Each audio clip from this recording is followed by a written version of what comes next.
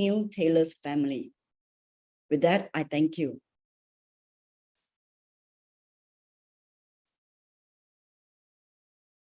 Thank you, Ms. Josephine, for such an insightful welcome speech. Now, please join me in welcoming Mr. Ronson Nagaraja, Director of Student Development, who will be speaking to you on Student Orientation Brief.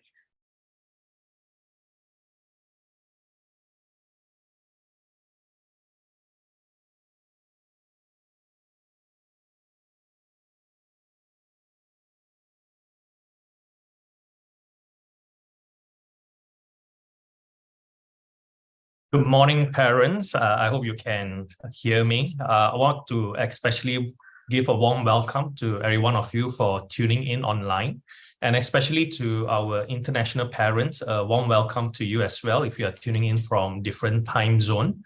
Every year when we organize parents orientation, we have seen that the numbers are growing and growing. And that is simply because we have taken note that parents have a keen interest in the orientation program for their children. So today I'm going to walk through with you very quickly on what your child can expect in the next 5 days of orientation. But before that, I thought of just mentioning that I'm a proud alumni of Taylor's College. I took the Australian matriculation program back in 2002. And today I am also delighted to have worked in Taylor's for 15 years, serving as the Director of Student Development. So orientation is under my team's purview. And let me quickly give you a run through of what your child can expect. So as mentioned, the orientation will take place on campus for the next 5 days. It will be packed with a lot of activities that will help your child to transition effectively into Taylor's. We have two focus. The first one is campus transition, to know the key facilities in Taylor's, and of course, to transition into their academic journey.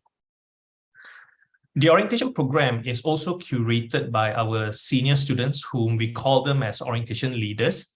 They consist of senior students from Taylor's College, Taylor's Uni, and across the holidays, they have also worked hard to plan an awesome experience for your child. And when your child enters into Taylor's on Monday, they will be given an opportunity to engage with our key leaders to help them to transition into the university and college. Also, for the past few weeks, your child would have accessed our Taylor's orientation portal. It is a one-stop portal for all information about orientation. Now, we know that timetable is an essential resource for students. So to access to the orientation timetable, your child should be encouraged to enter into the orientation portal. They get to also view a lot of shared services video. And if they need a review again, they can always view it at their own time. So in the orientation timetable, we have two categories of activity, what we call core activities, which are compulsory activities, and also complementary activities whereby students are given the option to sign up for activities of their choice. In fact, in the portal, we also have an FAQ about orientation. So most of your child's question would have been able to be answered through the portal as well. So very quickly, I'll share with you the 5 days overview of what your child can expect. So in day one, which is 21st August, this coming Monday, if your child is part of Taylor's College program, the orientation will start at 9 a.m. on campus. So we will have an academic orientation. They get to meet their program directors, head of schools to understand further about the structure of their program. If your child is part of the Taylor's University program, the orientation will start at 2 p.m. in the afternoon. And towards the evening, we have a complimentary activity for students to join some recreational activities by the lake. So day one is all about academic orientation. Day two, 22nd August, is all about engagement. So our students will be engaging the orientation leaders. They will also get to know the student council. We have a strong student council in Taylor's. Student council exists to help students in 3 areas: campus welfare, meaning being the voice of students. They also help students to integrate better into their surrounding in campus. And also they will send students to represent Taylor's in activities outside of Taylor's. We have also taken note that the mental health and emotional well-being component is gaining a huge traction of interest during orientation. So we have also worked with our counseling team to schedule peer buddy counselors to engage with all of our new students so that they are aware about the support that Taylors have set up for all of our students. We have also integrated a brand new activity called Humans of Taylors. This session is mainly a session for our new students to be able to engage with senior students, to hear about their stories of studying in Taylors. They are able to share with our students tips on how to thrive in Taylors. And what it does is to be able to cultivate a form of empathy in our students. So the key focus for day 2 is all about engagement and also to be able to support each other in the transition. So that's day 2. In day 3, students will be given the opportunity to meet with their FLAME mentors. FLAME basically stands for First Year Learning and Mentoring Experience.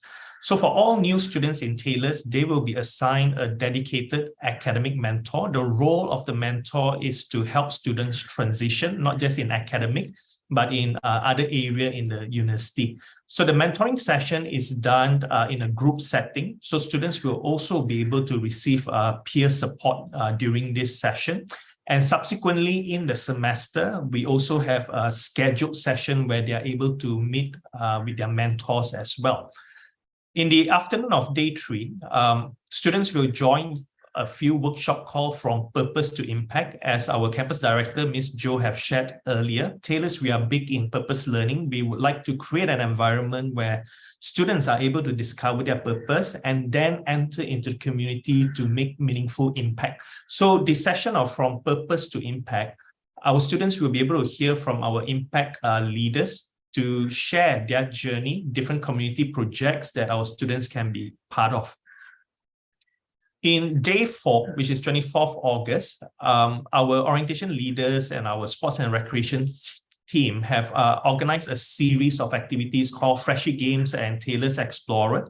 So it's all about having fun on campus meaningfully as well. We have also lined up a safety workshop. We have engaged a very good external consultant who is a renowned expert in safety aspect. So your child will be able to go through this workshop in a very highly engaging manner. For foundation students, they will go through TC Discovery program, whereby this TC Discovery program is delivered by our life skills facilitator. The focus is mainly to help students to cultivate a strong personal and social competency, in other words, emotional intelligence. So they're going to run through a series of experiential activities with our foundation students. Students can also have the opportunity to join our Speakers Corner session. In Taylors, we have a Speakers Corner, and the goal of Speakers Corner is to cultivate a form of freedom of speech where students are able to also advocate matters that are important to them. So when students join Speak Your Mind, it's an opportunity for them to have a taste of what Speakers Corner is about. In day 5, we will end the orientation with a social night, which is also an orientation party. Across the semesters, orientation night has been very, very popular among students. This will be held on campus as well. On day 5, students will also get to meet BizPod, which is our business incubator, to help students to create an entrepreneurial mindset. If students have any business ideas that they are not sure about, but they need support, they can always join our BizPod. Makerspace is our creative space for students to be able to develop products in a creative manner. So this is the 5 days of the orientation program overview. So if your child have any questions pertaining to orientation, the one-stop portal will be able to address it. And also our team at the back-end support have also been diligently responding to students either via email or different platforms. So if you have any question pertaining to the orientation program or to this session, do feel free to post your question in our Q&A box, and our wonderful colleagues here will be able to address your question. On a final note, I want to wish you and your child all the best. Next week will be a significant week for most of you. So rest assured, the college and the university will give our very best to make sure that your child transition effectively into their environment. And I've consistently told my team that social connection is very important during the first week. So all of our activities is curated with having one goal in mind, which is to help your child to be able to be connected to different people, and also to cultivate a healthy form of friendship in the first week itself. So with that, thank you.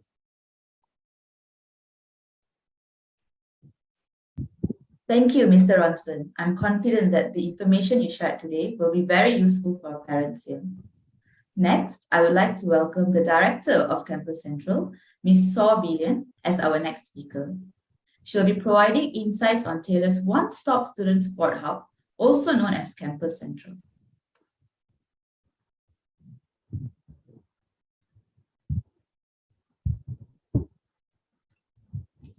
Good morning to all parents. And thank you, Monisa. Please confirm that you can see my slides.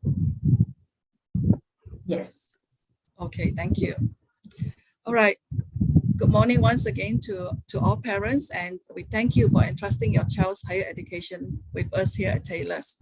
In this session, I'll be sharing with you the student services provided by Campus Central, as well as providing some important information you may find useful. Now, let me briefly introduce who we are.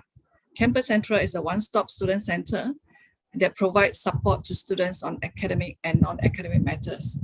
Example of academic matters are application for deferment of studies, change of program, module withdrawal, program withdrawal, exam-related matters, internship, and many more. And non-academic matters such as issuance of student ID, lockers rental, lost and found, fee payment issues, requests for the documents and transcript, PTPD and loan, etc.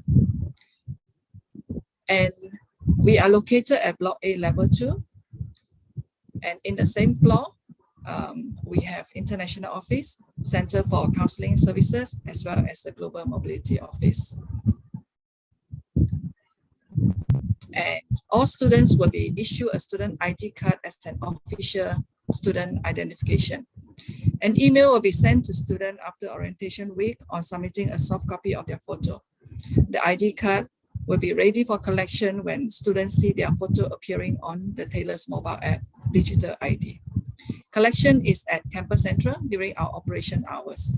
Students will receive a gift voucher when they collect their ID card for them to redeem a complimentary Taylor's t-shirt. Do note that some of these procedures may change in the near future as we improve on our systems and processes. Student handbook can be downloaded from the Campus Central portal. It is important for students to go through the important information in the handbook. We also have a campus map available for download from the Taylor's mobile app, as well as on the Campus Central portal. Now, on paying tuition fees, it is important that students pay their fees promptly using Taylor's Pay, JomPay, or Flywire. A late payment of 100 ringgit per week will be charged from week 3 onwards on any unpaid fees. If payment is made using other methods, please inform our finance by emailing to them. Now, in the parent portal, registered parents or guardians will have access to the following information, such as fee-related information, class timetable, attendance records, official results, and much more. An email will be sent to parents after the orientation week with a step-by-step parent orientation registration guide. To register for parent portal, just go to https://portals.taylors.edu.my. Select parent as your login option and click on the register link to register for a new account. If you already have an account but need help with the recovery of the account, please email to Campus Central at taylors.edu.my. This is how you will see as you enter into the parent portal. This is the main page. And to make fee payment via the parent portal, just click on Taylors and Me on the navigation bar. And under financial, click on fee information. And on the My Fee Information page, international students' parents will see two buttons, one for Taylors Pay and the other to pay with Flywire. Malaysian students' parents will only see the Taylors Pay button. Click on the Taylors Pay and follow the instructions to make an online payment using your credit card or through FPX. On this page, you can also view your statement of account as well as download your receipts. Taylors Pay is the preferred online payment option that's available to both student and parent portal, and it is integrated to our student management system. So it is fast, it is convenient, secure, where all payments made will be instantly reflected in students' record. For international students, Taylors has partnered with Flywire, a leading global payment platform, to streamline the payment process where you can pay in your home currency and enjoy a 24/7 online payment tracking. Flywire charges no bank fees, provide multilingual customer support and real-time status updates. Taylors mobile app is a student's essential tool to get information at their fingertips. So they are encouraged to download for their easy access on matters such as class and examination timetable, mark and view their attendance records, make online fee payment, access academic results, update their contact details, download the latest bus schedule, read important announcements, and many more. The app is available on App Store or Google Play. So how to log into Campus Central portal for students? Just go to campuscentral.taylors.edu.my, and to log in, just enter their student ID, and the password will be a random password that's sent to their personal email after they have accepted the offer from Taylors. And students are advised to change the password after the first login. Once they log in, students will see the announcement section on the right, and to stay connected to receive updates and the happenings on campus, they are encouraged to check out the announcement section regularly. As the student scrolls down to the portal main landing page, they will see icons such as this. Click on the icons for more information such as timetable and module registration, fees and finance attendance, and fees and finance, attendance, exams and results related matters. And in the portal, students can also check their personal details via My Information and My Profile to ensure that important data such as their name, their IC or passport number are accurate. Students may also make changes to their address or other details via this page, but for changes to their mobile number or personal email, they should update via the Taylors mobile app under the contact information. It is very important for students to update their details in a timely manner. Now, on the portal, students can make online service requests to obtain downloadable forms, to make application, or to generate letters. So to do so, click on the student self-service requests and forms on the navigation bar, and they will see all the options available to them. The first section provides them with downloadable PDF editable forms. And students can also submit online requests via facilities booking, such as facilities booking, counseling services appointment, requests for documents and transcripts, etc. Under the self-service letter printing, students can self-generate the enrollment verification letter as well as the program medium of instruction letter. After submitting their online request, students can also check the status of their application by clicking on the request history. This is where students obtain their student handbook by downloading it from the portal. And in the student handbook, students can find important information such as all this.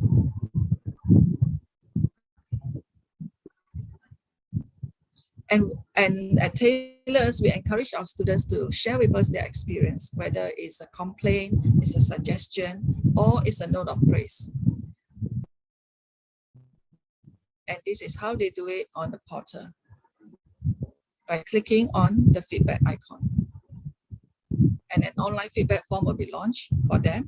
And with just a few clicks, they will be able to write their feedback and click submit.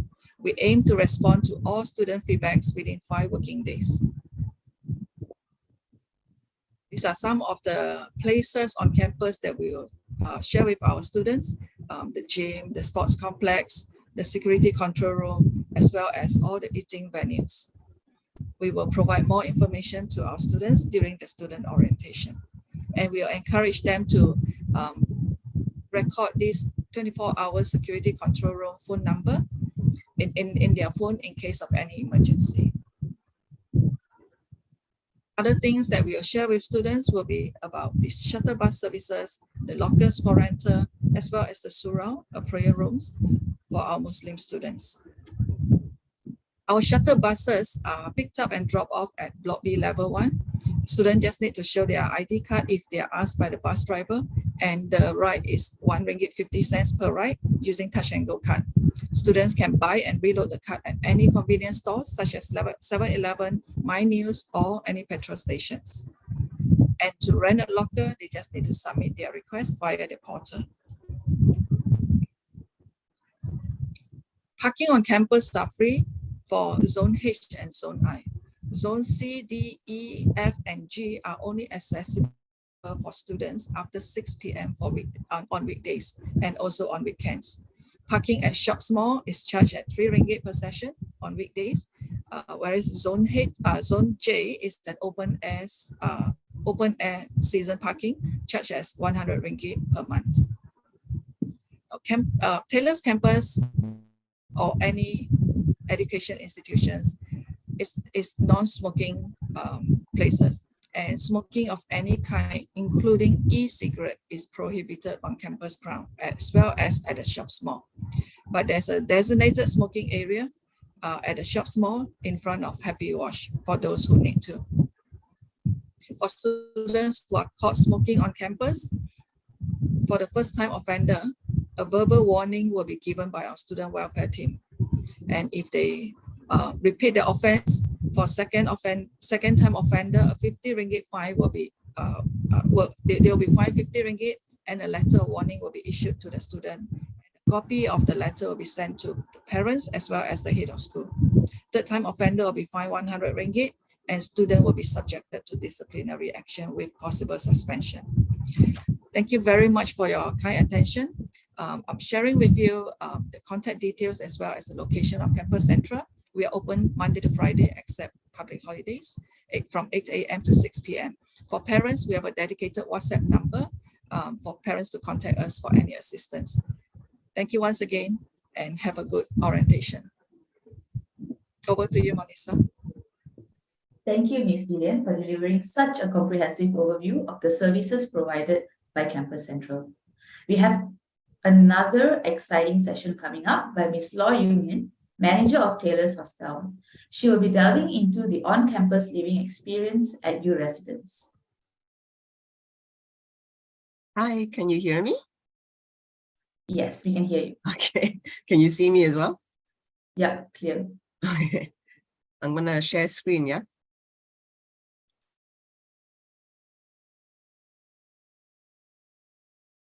Is it sharing? Yes, now it is. As a slide or as PowerPoint? As the slide. Okay, right. So I'm hoping I'm seeing the same thing as you guys are seeing. So hi parents, I'm Ian here from Taylor Residence. So I'm showing the slide of the campus, the residence itself. Are you seeing the same thing? The building, are you seeing the building by the lake? Yeah. Probably you can click the slide button, F5 probably. F5, huh? Okay. Is that happening? Or you can click on the share slide on the bottom Okay, that'd be good. Okay, so this is the Taylor's residence, which is actually on campus. So this is for all the parents who have their children registered and checking in our campus residence here. So I'm Mien, and I am one of the manager from the residence itself. So you can see that our residence is not just a regular hostel, just like our counterpart. We are also cultivating excellence even at the residence. Yeah, we want to be a student accommodation that provides holistic living experience by also cultivating leadership development, personal empowerment, as well as cultural diversity. And these are all our actual students, actually. Very happy faces. So you can see it's not just a facility thing, even though our facility is top notch. We have pretty different range of en-suites room. We have a quite nice student lounge, I would say, if you have a chance to drop by and have a look. Common kitchen that people can come together and cook together, which they do quite often. Study areas as well in the U Lounge. And of course, we have a music. Now it's a music stage, so people can jam and play music on the stage. And the U Lounge is open 24 hours, so they can always come and relax, chill, study, or play music together. And 24-hour security, I think that is a plus point for a lot of parents. So whenever they walk back from campus, which is just across the lake, they are also very safe, and the security is there to make sure that there is no, random strangers that enter the compound. Right. So aside from the facilities to cultivate excellence, we also provide a very unique resident community program, what we call is the STAY community program. So it stands for Strong, Thriving, Active Youth Community Program, where we have these 4 pillars of integration, where we have programs like workshops that help the new residents, like welcome orientation and all that as well, to assimilate seamlessly into the new living environment. We also provide psychosocial support, which I will talk more in a little bit. Next is the adaptation, where we sort of train or provide training lessons for them to be independent, because we understand a lot of times it's their first time away from home. So sometimes basic skill like, how to manage your own food, what kind of food you can keep for how long, and to manage that, and how to make sure that your fridge is hygiene and your room is hygiene, personal enrichment, and even basic finance management skill as well. And then we have engagement. Of course, this is the fun part, where we have the most engagement from residents, where we have arts and craft, game nights, movie nights, karaoke nights, fun excursions. So this is where the residents, even though they might not have things going on at school or at university during the weekend, we will always have some programs going on at the residence itself that they can join. So rest assured, they won't be lonely lah, right? They will have friends, and they will have a community that they can participate if they so choose. And finally, we also have empowerment, right? So this leads back to what Ms. Jocelyn said in the beginning, where all students, including residents as well, is encouraged to tackle real world problems. So even our residents are encouraged or given opportunities to try out, to start their own community projects that we will support, because we believe that they also gain leadership skill as well. So you can see that from the STAY program, we have covered all the different aspects of their well-being. So you can see the Stay Safe, where it all is about the security facilities, right? And you have Stay Calm. So that's to help them feel belong and safe in terms of emotionally. We have Resident Buddy. We call them Resident Buddy, which is available for them to make friends, to text, to call. A lot of our buddies said a lot of times the resident also text them about study advice, how do I study, which is really nice. And the next one is Stay Positive, which is all the different workshops where we help them to, feel de-stress through arts and crafts, or learn some basic skill to help them to live independently. Stay Inspired is where we have all these community events for them to have fun, to engage each other. And finally, the Stay United, which is the social advocacy project, which is the community outreach project that I talked about. Just to mention that the last few years, we have been engaging in this community project called Launchpad, which is for the resident to tackle menstruation poverty among female refugees. So this was the project that started in 2019 and has won awards the last 2 years. And then we are also opening up for new project as well. So all the projects basically are from the residents, and whether they are interested and it's something that they are interested to join or start or participate or volunteer in, it's completely optional. And if they feel like it brings meaning to their time here when they're staying with us, then that is what we are hoping for lah. Right? So this Launchpad has won us the awards for the last 2 years. And if you want to find out more about the Taylor Hostel, if you haven't checked in yet and you're interested to know, you can go to our website here, which is taylorshostel.taylors.edu.my, or you can also follow us on our Instagram, which is taylors.hostel, for the more recent updates. I will bring you to our Instagram just to show you some of our current events that is happening now. So let me just stop this share screen and then share the website. Okay, let me share again the website. Here it is. Okay. So this is the website. If you come to the website, you can see there is all the details that you need. Safe environment, your children will be supported emotionally and physically. Community of learners, diverse social network, and serving in community if they so choose. And if you're interested to find out more, just click here to inquire now, and somebody will respond to you, right? And if you want to follow a more casual update about what's going on, what are the recent events, you can definitely follow us on Instagram, taylors.hostel. Right, so this is what I was talking about in terms of staying calm and having a buddy to talk to. So we have our student resident council as well. So it's a different council from the student council. These are the resident council. They are also selected and trained specifically, and the resident council will also serve as resident buddy of the week. So they take turn because they also have their own study. So they're available after their office hour or their study hours to be contacted via WhatsApp or Instagram, depending on where your children is staying.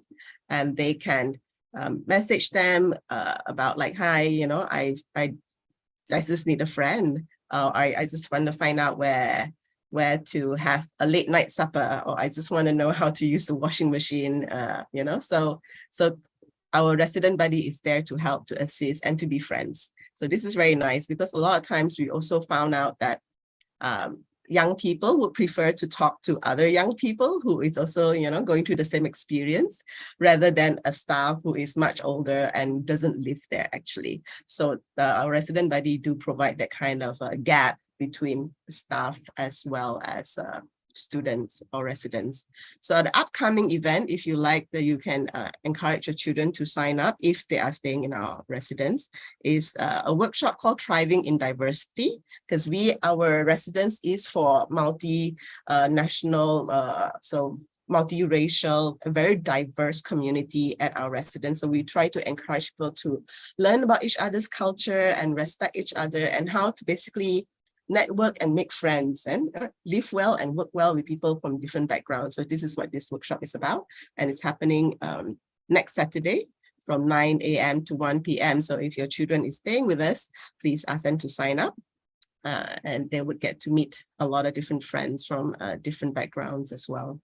So you can see that every month we will have all kinds of events. August events is all listed here, and in September will come, and we will also list up more events, where a lot of times it's actually organized together with our student resident council. So this is the resident council here. You can see they were selected and trained, and this is our new batch here, which are also very much diverse as well. So we like that. And once in a while, or regularly actually, we do offer different kind of workshop, like living on your own. So this is the one where you learn some basic skill of managing your personal security, finance, space, and all that. And a lot of other activities like sports day are all organized by our resident council. So they're very active. There's also resident master share, where they come together and cook together and eat together. So yeah, it's a lot of things are happening at the residence as well. So if you're worried about your children being all alone and all that, so you don't have to worry. There is a lot of things happening. Just encourage them to come and join, and there will be somebody who will welcome them. So that is, I think, it from my side. if you have any question, just pop it in the Q&A and I'll answer it as best as I could. Have a nice day and see you around. Back to you, Monisa. Thank you, Ms. Law Yumin, for sharing her insights. I'm sure our parents have a clear view on the enriching on-campus living experience with you residents. Your child's health is top priority at Taylor's. Speaking on the campus safety and security, please welcome Ms. Shamimi Izzati, Executive of Environmental Health and Safety Department. Yes, hello, Monisa, could you please confirm if you can see my screen and hear me clearly? Yes. Yeah, okay, great. Okay, so hello and good morning to all parents who are joining us today. My name is Shamimi and I'm the safety officer of the Taylor's Lakeside campus. And I'm going to brief you on the safety and security requirement in the campus and how your child can seek for help when they are in the campus, all right? Okay, so moving on. So EHS, or it stands for Environmental Health and Safety. The main role is to maintain a safe and healthy environment for both staff and also students. And we also have the EHS policy in place to demonstrate our commitment, especially Taylor's Lakeside campus, in ensuring that Taylor's is a safe place for your child to learn. And there are several safety reminders for everyone in the campus. Firstly, traffic and road safety. When approaching the pedestrian crossing, please do slow down your cars and allow the pedestrian to cross safely, especially for the parents who are going to drop off your child in the campus. Okay, we also install a safety convex mirror at the blind spot to ensure the clear visibility for vehicles driver. Additionally, we also have reserved parking lots for individuals with special needs at the lower ground of Block B, C, or D. Okay, now when it comes to the leg of the campus, it's very important to prioritize the safety. We have implemented various safety measures such as safety guardrails, change, and also signage. We also stationed several of the security officers to guard and patrol around the lake campus, so that if let's say your child wants to get some help, they can always refer to the security officers nearby, stationed nearby the lake. And please remember that the lake is only for reservations purpose. It's not meant for swimming and diving. So please, as a parent, you can also remind to your child that our lakes is strictly prohibited for swimming and also diving. Okay, moving to the elevator safety. So we have equipped our elevator with safety intercoms and bell for everyone's safety. So if there is any emergency, please call for help. And in case of fire, you may please avoid using elevator and please remember to watch your step. So here is also to brief you more on the elevator safety in the campus. Okay, fire safety is a top priority in our campus. So we also have the fire safety equipment, including smoke detectors, heat detectors, fire alarm, bells, sprinkler system, fire extinguisher, and public announcement speakers. In case of incidents, especially fires, so we highly encourage the parents or the student to break the glass and call for help from the security to report any casualty and evacuate yourself to designated assembly points. This is the map for our Taylor's Lakeside campus, and overall we have 4 assembly points located in the campus to evacuate yourself during the emergency situations. So the first point here, located at the roundabout, this nearby the guardhouse, is located near to the Block E. And the next one located at the Zone H visitor car parks. And the next one, Riverside car park Zone H. And the last one is near to the sport complex, open staff car park at Zone G. All right, in case of the medical emergency, we have the first aid kit available at the commons area and help desk managed by the first aider. These first aiders are well trained and they are able to provide any first aid treatment to everyone, especially the students or in a case as a parents who need any treatment from us. Okay, these kits are meant for minor injuries or temporary assistance until professional medical care can be provided.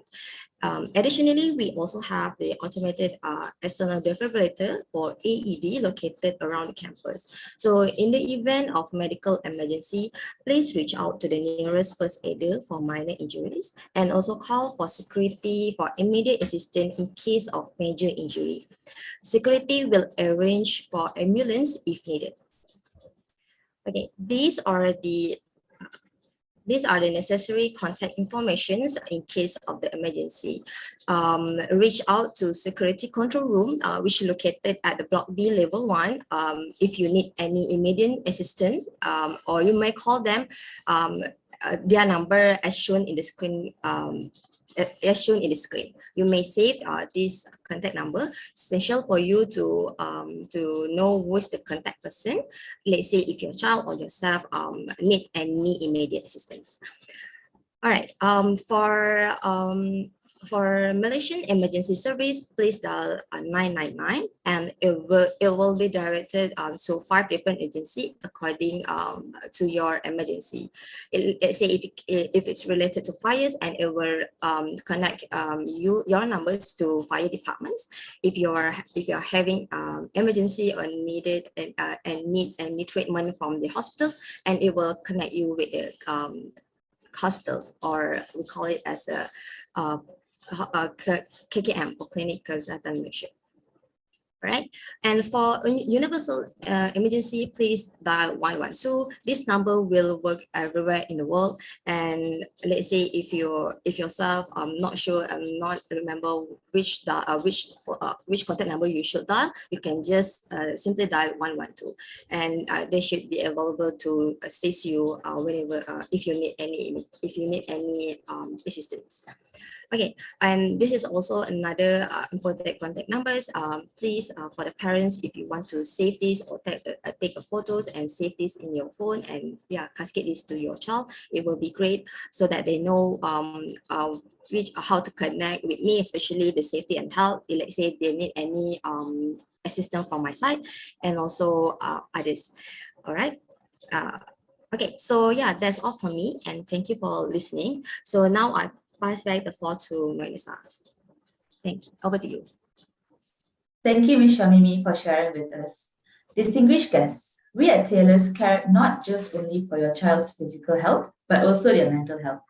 Please join me in welcoming Ms. Shana, Head of Center for Counseling Services, who will be speaking to you about mental health and wellness services available here at Taylor's.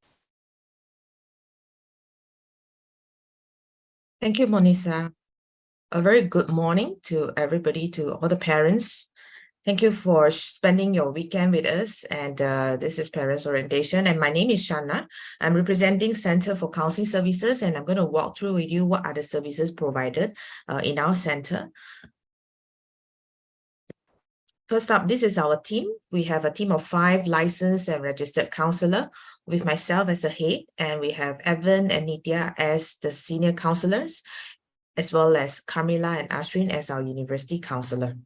And our aims generally in the center is basically to assist, guide, and support our students to overcome personal or psychological challenges in order to reach their personal growth, and as well as to support students to be more self-aware, to be independent, skillful, resourceful individuals when faced with a difficult situation, where we call it the adverse situations. And here are our focus. The first thing that we always want to do is about prevention. So that's why in our center, we have a lot of preventive program where we educate and make awareness to the community about mental health, the importance of mental health, and also their psychological well-being. For the second focus, it will be intervention, whereby students come and receive counseling services, or where we intervene and teach them some of the coping mechanism that is possible towards their stress point, or even their challenges, be it academic and non-academic. And finally, the last focus is about collaboration. We never walk alone in this industry. That's why we need the different stakeholders to collaborate together in order to reach the best experience for students when they overcome their their issues. So those collaborators that we usually work with are the clinical psychologists, the psychiatrists, or even doctors. So sometimes when the situation gets more urgent and more important and risky, we will channel our students to the right person, for example, to the psychiatrist, to get further diagnosis should the mental health concern is more difficult for us. Yeah. And here are our clients. We generally see our students, majority, the clients are the students. And sometimes we do speak to parents. So feel free to let us know if you would like to engage with us, to talk to us about whether is it the child issues or some of the issues pertaining to their studies or their personal life. We also see staff minimally from time to time. Yeah. And the service nature for us is that we provide individual counseling, group counseling, online sessions, and even consultation. Next up, apart from counseling, we also have student with special needs services support. Yeah. So basically what we do is that our team provide assessment to identify the support for students with various forms of disabilities, impairment, or even special needs. So should your child is having any specific concern on whether, say, for example, here under the category of physical, sensory, mental, and learning disability, mental/medical condition, or even underage, you can declare that, you can get your child to declare that with us, and then we will run an assessment. And we will also conduct once a semester general review to check in with your child to see if there's any further support necessary. So this situation apply for both permanent and also temporary needs. Yeah. So feel free to let us know. Finally, we have other additional services with us, such as Taylor's Mental Wellness Campaign in conjunction to World Mental Health Day in every October. Yeah, so that is our major campaign in the university, in Taylor's. And we also have peer counseling buddies. This is a group of students, student leader in particular, who are trained and supervised under our care, who can reach out to their peers to walk through with them and journey with them during their difficult time in the university or college. We also have awareness events, workshops, and talks, specifically targeting building psychological wellness of our students. Some of the concerns that usually come from our communities, these are the concerns. It is non-exhaustive, but these are major chunk of communities issues that we always dealt with. Yeah, so we have the academy, the relationship, sometimes even peer pressure, stress, mental health. Some students, they struggle with grief and loss. Yeah, and on the right side, you get to see that there are self-worth, self-confidence issues. Some, they engage with risk-taking behaviors or even struggle with procrastinations, or some with financial issues. Yeah, so these are the concerns generally coming from our community who walk through the center. And now, because a blessing in disguise, because of pandemic, we also conduct sessions online, and this continues even post-pandemic. So all the students need to do is to get ready their online accounts, either via Zoom or Microsoft Teams, and we get to connect with them even when they are back at home. Yeah, so don't have to worry. The sessions are conducted either physical or online, or mixture of both when it's necessary, as long as the student discuss this with their counselors. So here is the online counseling request QR code. If you could have your handphone with you, if you would like to scan and keep this link, feel free, so that you can also share with your child. And whenever there is a need, do raise it up and fill up, then we can book an appointment from there itself.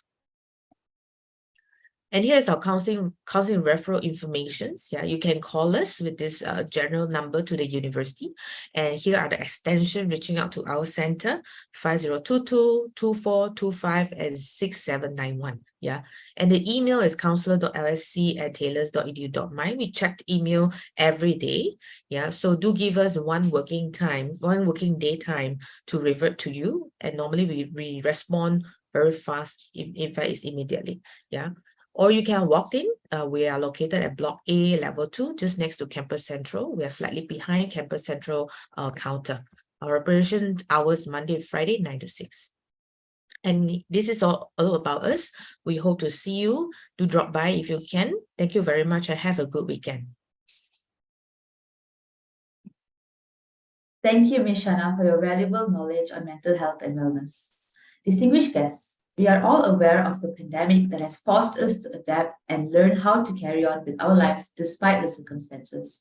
TALIS is no different. I'd like to invite Dr. Albert Lee Woon Hui, Head of Digital Technology and Learning, to speak to us about e-learning in action. Thank you. So I'm going to share my screen now. Give me a second. Sorry. Share sound. Okay. Yeah.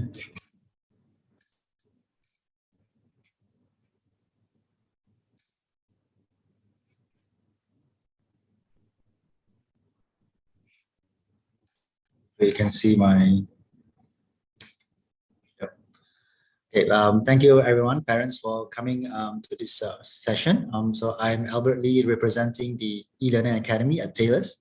Today, I just want to share some learning spaces on innovative learning spaces that we have at TALIS for your child, for your students. So the first one I would like to share is our VX Theatre. So this VX Theatre stands for Virtual Extended Learning Theatre. It's built as a hybrid classroom. What does it mean? It means combines the online students and also the offline students who are on the campus in the theatre itself. So inside the same classroom. So that's why we call it hybrid. And the online students can actually interact with the students who are in the theatre, and of course they can ask questions to the lecturer as well. And when they ask questions to the lecturer, actually the online students' face will be shown in the big screen, as you can see on the slide here. And we are very proud of this classroom, and this is actually a classroom of the future. So that what we believe it is a very unique hybrid classroom. And let me show you a video so you can understand more about the VX Theatre at TALIS. Hope you can hear the sound. Please let me know if you cannot hear the sound. Yes, we can hear the sound of the. Okay, thank you.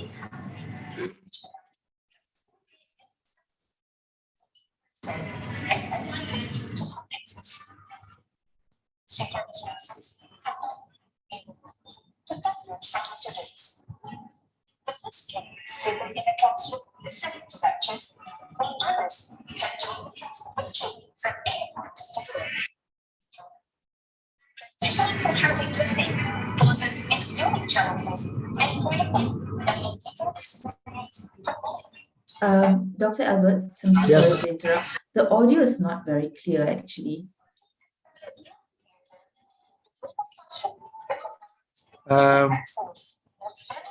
Is that okay?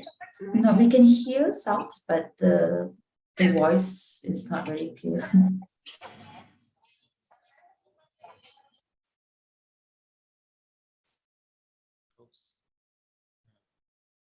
Not sure what happened there, sorry. Is that okay? Unfortunately, it's still the same.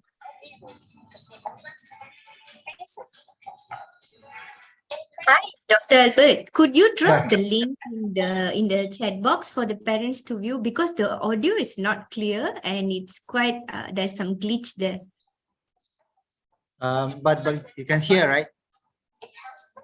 We can hear you clearly, but not the audio of the video. The video. Okay. I will find the link and send later. Sorry. This room is also equipped with an automatic tracking camera that follows the lectures directly. Sorry. So you can you hear the video, or can you not hear the video?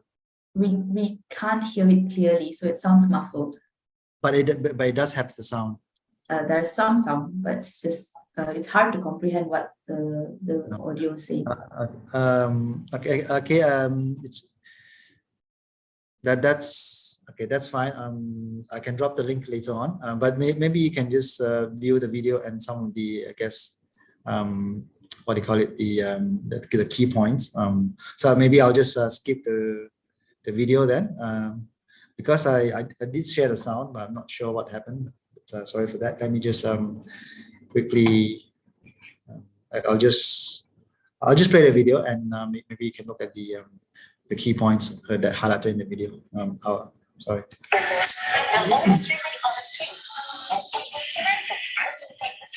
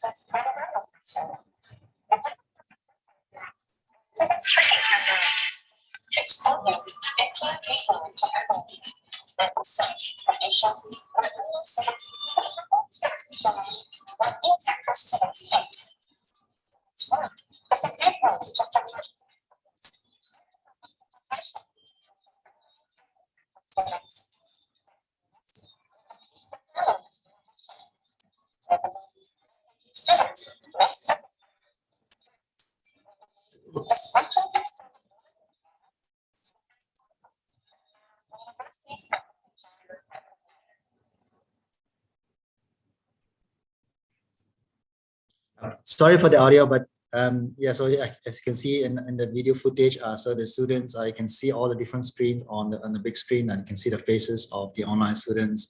And so the lecturer can also do some annotation on the screen, and then the online students, I can also see them, both the online and offline students. So so that was the VX Theatre. So let's go to the next learning spaces that we want to share. So in Taylor's, we have 60 X spaces. So these are called the collaborative learning spaces to actually foster collaboration between the students in the class. So it's actually aimed towards for the students to increase their communication and collaboration skills. So the classes consist of 5 to 6 islands, and each island has about 6 or so chairs. You can see in some of the screenshots here on my slide that so they can actually sit together, discuss, talk to each other, and do collaboration and group work. So this will make sure that there's more student engagement, and this is actually an active learning, that so they have something to do instead of just sitting and listening to the lecture. So this is another, I guess, innovative learning space, collaborative learning space that we have at Taylor's. And I'm going to share a video. I'm not sure about the audio, but at least you can see the footage and the key points that are shown in the video. Let me see.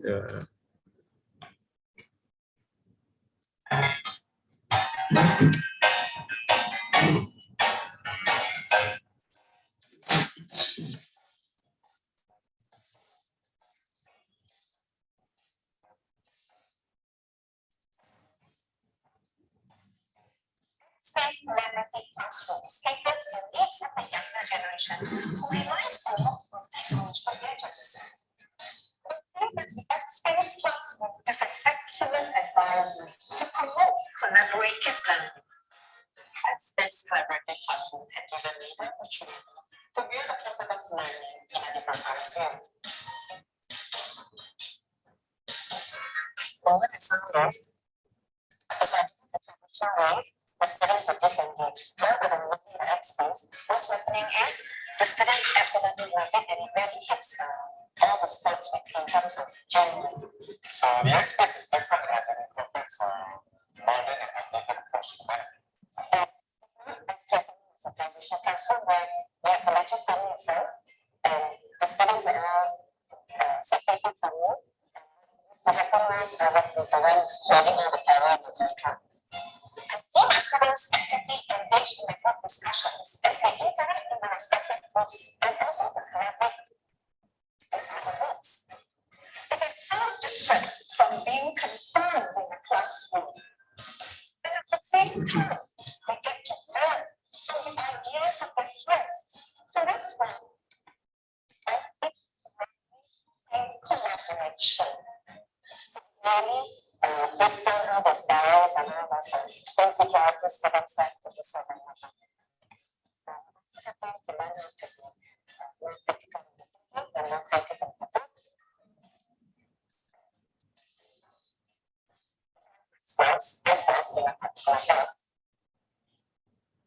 Okay, I think the audio is not clear. I'm sorry. I guess we can stop the video, but the main points I already explained as a collaborative learning spaces that we have for the students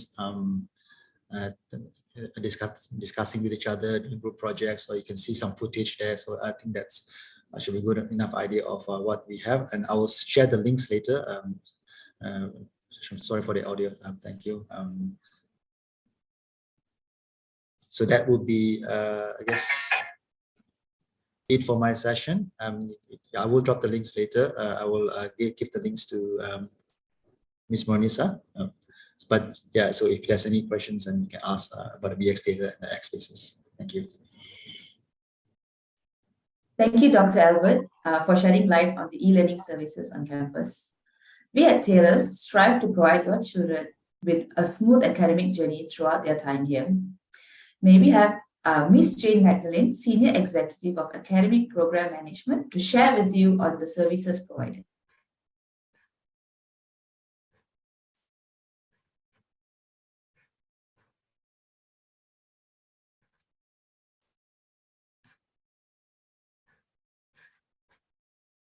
All right, thank you, Moni. Can you hear me? Yes, Jane, we can hear you. Wonderful, thank you.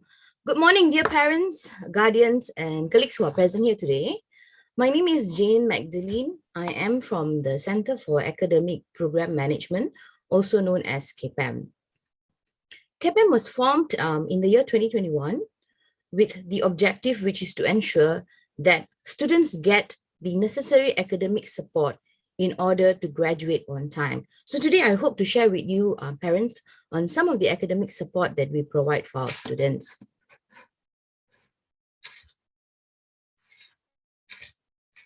Firstly, students can reach out to CAPAM if they require guidance on academic progression or if they are experiencing challenges coping with their studies. CAPAM has a mechanism in place to keep track of high-risk students, such as students with high absenteeism in a semester, or students who are on academic probation, or second-time or third-time repeaters of modules, and others. These students are monitored closely, and they're also counseled by CAPAM. We work closely with our program directors and provide intervention strategies to help this group of students in their academic challenges. Next, I will share more on the FLAME program. As mentioned by Ronson earlier, FLAME, First Year Learning and Mentoring Program, is Taylor's signature mentoring program, which was developed to assist newly enrolled first-year students to settle into university and college life. This program is centered around a holistic approach, focusing on a safe space for mentors and mentees to have meaningful conversations while students navigate through the transitional challenges in academic areas or in any other areas. So each of our first-year students will be assigned to a passionate mentor who is also an academic lecturer who will support and guide them as they embark on their transition into Taylor's. The first session, the first introductory session, is due to happen next week during orientation, and there will be group mentoring sessions which will take place throughout the semester. Students can also engage their mentors for a one-to-one session if needed. In CAPAM, we also oversee the program guide document, which is made available to students at the Campus Central portal. This document is incredibly important as it contains all the useful information specific to a student's program. It covers Taylor's graduate capabilities, the program structure, study plans, academic calendar, attendance requirement, assessment and examination details, academic progression rules, grading scheme, and others. So parents, please encourage your children to read and understand it thoroughly, and don't hesitate to reach out to CAPAM if they have any questions. And with this, I will end my presentation today with CAPAM's information on your screen. Parents, I look forward to answer your questions in the Q&A session. Thank you. Thank you, Ms. Jane, for providing insights to the academic support provided by CAPAM. Gentle reminder to all guests and parents who have just joined us, please feel free to drop your questions in the Q&A box. You can find the Q&A box at the bottom of the Zoom screen. If you find that another parent had already asked a question that you wanted to ask, or if you find their question to be interesting, please feel free to upvote their question by clicking on the thumbs up icon. Upvoting a question moves it higher up in the list of questions, meaning we would most likely be able to address it within this session. We will be answering questions at the end of the session based on the upvote ranking. Distinguished guests, for our next session, I'd like to invite Mr. Derek Hugh, Manager of Student Finance and Timetabling, to walk you through the students' timetable. Hi, good morning, ladies and gentlemen. I'm Derek from the Timetabling Department, and today I would like to share with you, give you a little bit of idea about the academic calendar and timetable. Okay, let me open the share.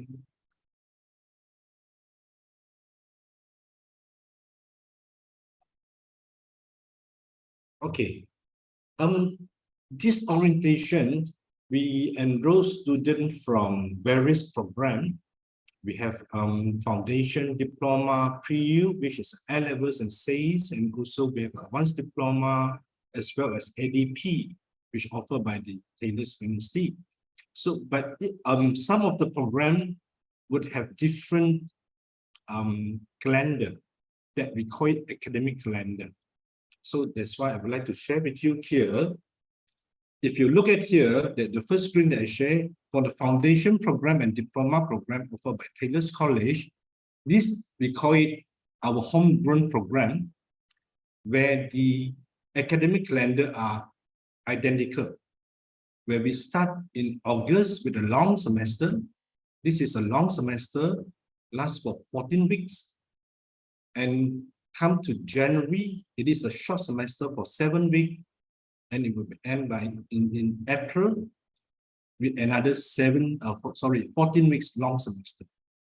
Okay, so in these calendars, I list down the important dates: when is the orientation, when the classes will commence, when is the independence learning week, when is the final exam, semester break, and examination dates. Now, this is all the key dates, important dates that the student and perhaps the parents are interested about. You would like to know in advance so that you can plan for the, what I call it, to purchase the flight ticket, arrange for transport, as well as arrange for the semester, the holiday. So, yeah, please take note of this date. And next, I would like to share with you, okay, if you look at the A-levels, Cambridge A-levels program and the SAYS International program, then you will notice that the semester academic calendar looks quite different from the foundation and diploma, because these two programs are the external programs that we need to follow the timeline given by the external body, sort of like the examiner boards of CALS and also SAYS, where we need to follow their exam period. That's why we need to plan the academic calendars to suit the external factors. So if you look at it, it's quite different. It's not identical. Where you can look at it, where the examination, the trial exam, the final exam are all different. Next, I would like to go to the diploma programs and advanced diploma programs offered by Taylor's University. Basically, is the program offered by the Taylor's Culinary Institute, which is the culinary program, hotel management program. This is also the homegrown program. For the diploma, this calendar is identical with the Taylor's College foundation that I presented just now. And for the advanced diploma, it started with the August semester, where the January is also another long semester, and it will end up with a short semester in May 2024. Okay. Last but not least, I would like to show here the academic calendar for American Degree Transfer Program, which look quite similar with our foundation and diploma. Okay. Parents and ladies and gentlemen, don't be worried if you didn't get the screen just now, because all this information are uploaded in the Campus Central portal where students will be able to have a view. And during the orientation in next week, students will be given all this information as well. Okay, yeah.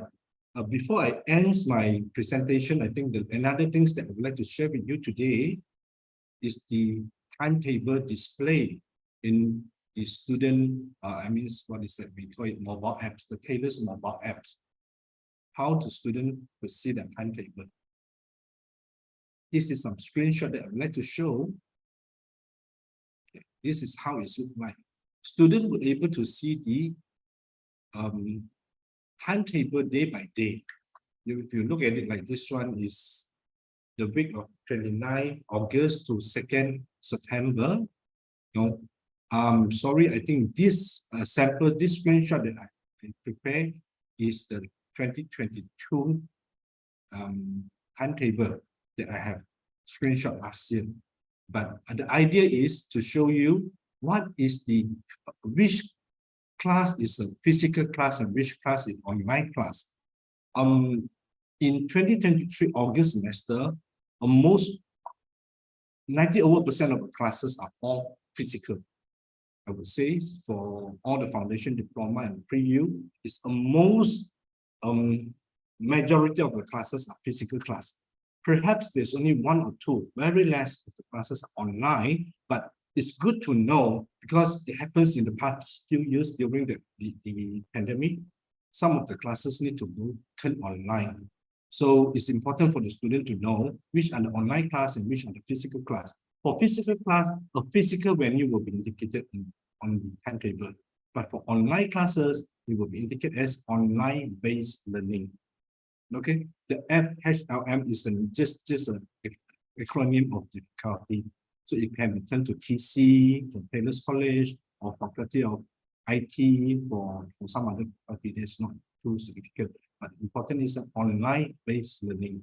Whenever students see online-based learning means that it's an online class. When it comes to a day where students don't have timetable, can happen to the foundation and diploma program, but not really for the pre-U programs. For some of the program, if students see no scheduled classes on certain particular days, means there are no classes on the day. And come to a public holidays. In Malaysia, we have quite a number of, about dozens of public holidays in a year. So when it comes to public holidays, it will show us which public holiday it is. For example, 31st of August is Malaysian National Days. So it will indicate as National Days, public holidays. Okay, so with that, I conclude my presentation today. And if you have any question, please post it in the Q&A session so that I can answer to you later. Thank you. Back to you. Thank you, Mr. Derek. Up next, I would like to invite Ms. Lai Pupui, the Head of University Placement Services, to introduce the One-Stop Placement Center for all university information and applications.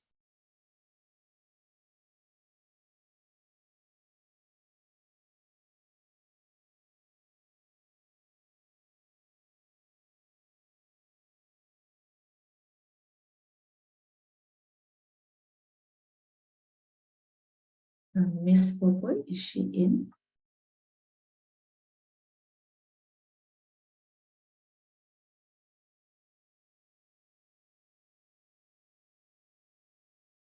Okay, in the meantime, parents who have any questions, you may put your question in the Q&A box at the panel on the Zoom bar below, and we will be we'll be having a Q&A session soon.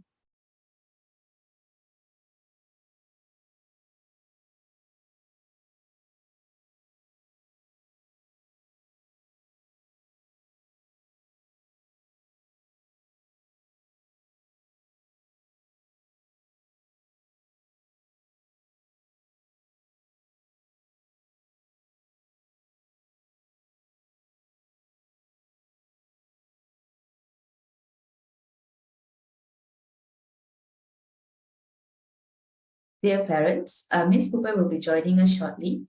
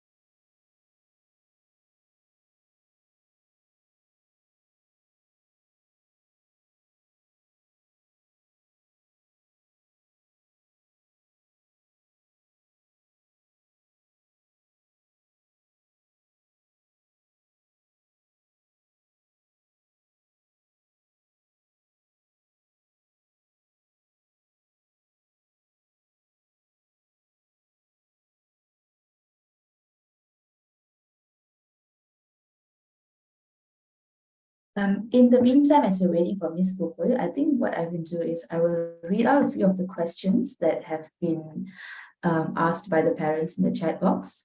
So first, let me see, most upvotes question. First question, tomorrow is the registration day.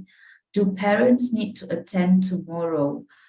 I believe this question should be directed to, I believe this question is about orientation. So I will direct this question to Mr. Ronson.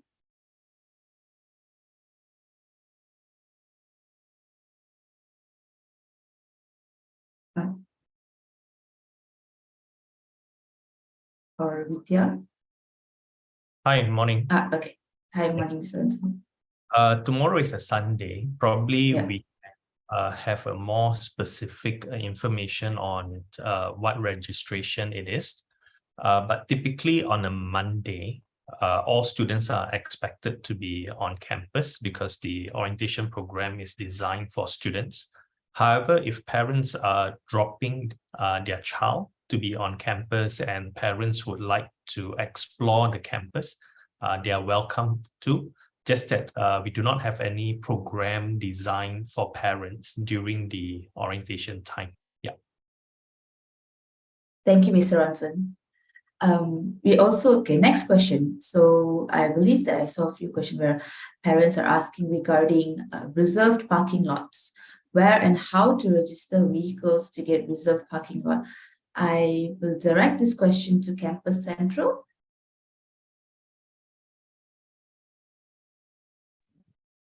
Hi, Monisa. I've actually answered that via text, provided the contact number and location of our SCP parking office. Thank you. Thank you, Ms. Vivian. You're most welcome. Okay. Looking at the next question. What is Independent Learning Week? Do we need to attend college? All right, so this question, I believe that it falls under SFTT. Mr. Derek? Yeah, Independence Learning Week is a week where some learning tasks will be given to the student. No actual activities, no classes will be conducted in campus, but could be some reading week, some project will be given, some assignment will be given, some learning activities will be given to the student for them to, because it's just at the mid of the semester. It's not really a semester break, because semester break, they won't have any assignment, they won't have any task given to the student. But this is the idea of independent learning weeks for students to do some, to have a pause during the mid of the semester, and also to do some revision, to prepare themselves to complete some project and so on and so forth before they move on to the second part of the semester. All right, thank you, Mr. Derek. I will move on to more recent questions asked by parents. Yeah. The next one is about a question about scholarship applications. I understand that scholarship applications deadline has expired. We were not informed even though we enrolled our daughter in the A-level program. How do we rectify the above? So a scholarship, I believe, does this fall under KPEM?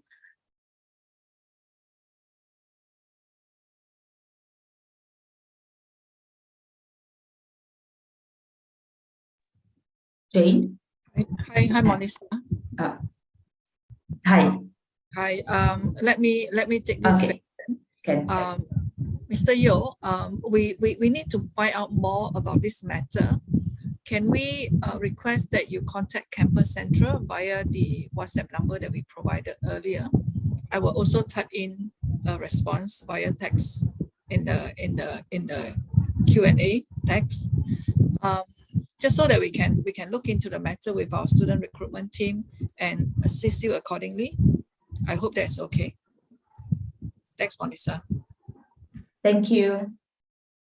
All right, so a reminder again to all parents, if you have any further questions, please feel free to put your questions in the Q&A chat box, and our panelists, our dear panelists here who are with us today will be answering your questions.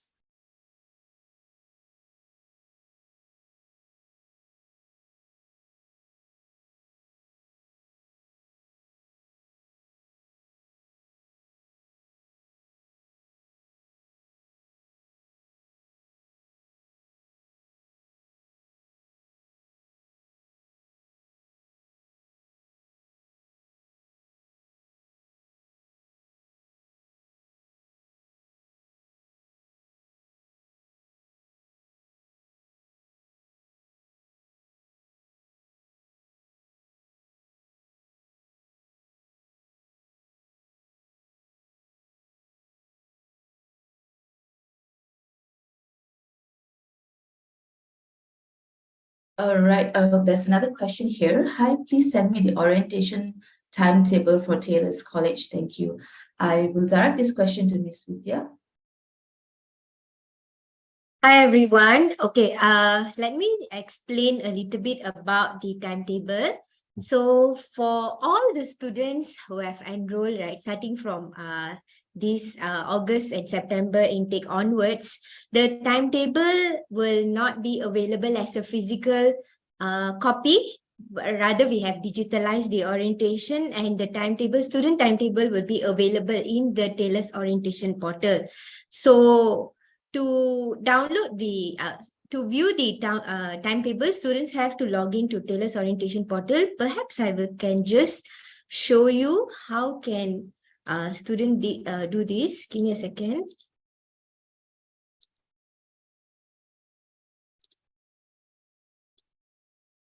All right. So can everyone, Monisa, can you see my screen? Yes. So for students to view their timetable, firstly, they have to log in into their Taylor's orientation portal. So this is how the Taylor's orientation portal will look like. They can log in using their account, Topaz account, where this account is the username and password that they use to log into their, when they apply for Topaz, and Taylor's account where they use their student ID and their password. So let me just show you. Once they go into the portal, all they need to do is they have to go to the timetable section here. So they can view all the timetable details in the Taylor's orientation portal. So this is for parents.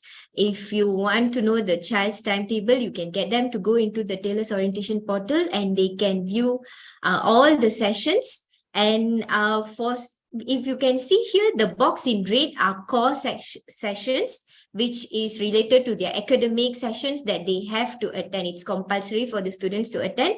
And the box in green are complementary activities where they will need to RSVP.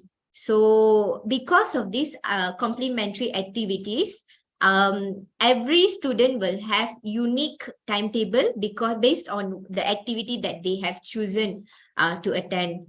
So that's the reason why we don't have one size fit all. Basically, we don't have one timetable for all the students, but it is all personalized and they have to obtain their timetable from the Taylor's orientation portal. So I hope this explanation helps you. Thank you. Thank you, Ms. Vidya.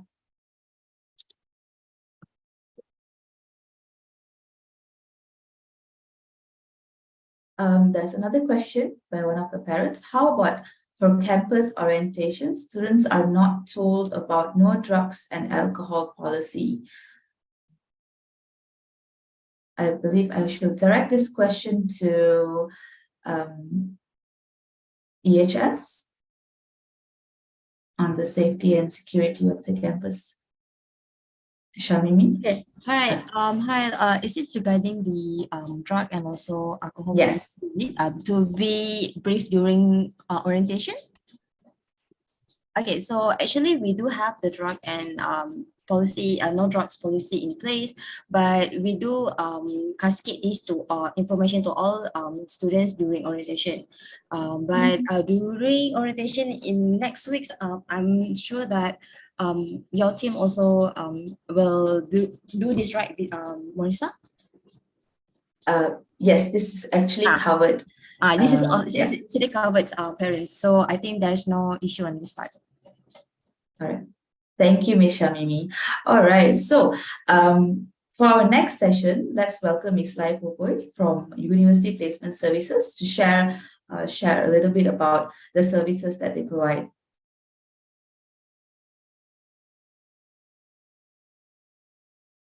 Hi, everyone. Just wait for me for a while. Yeah, I'm sharing the screen. Share the slide right now.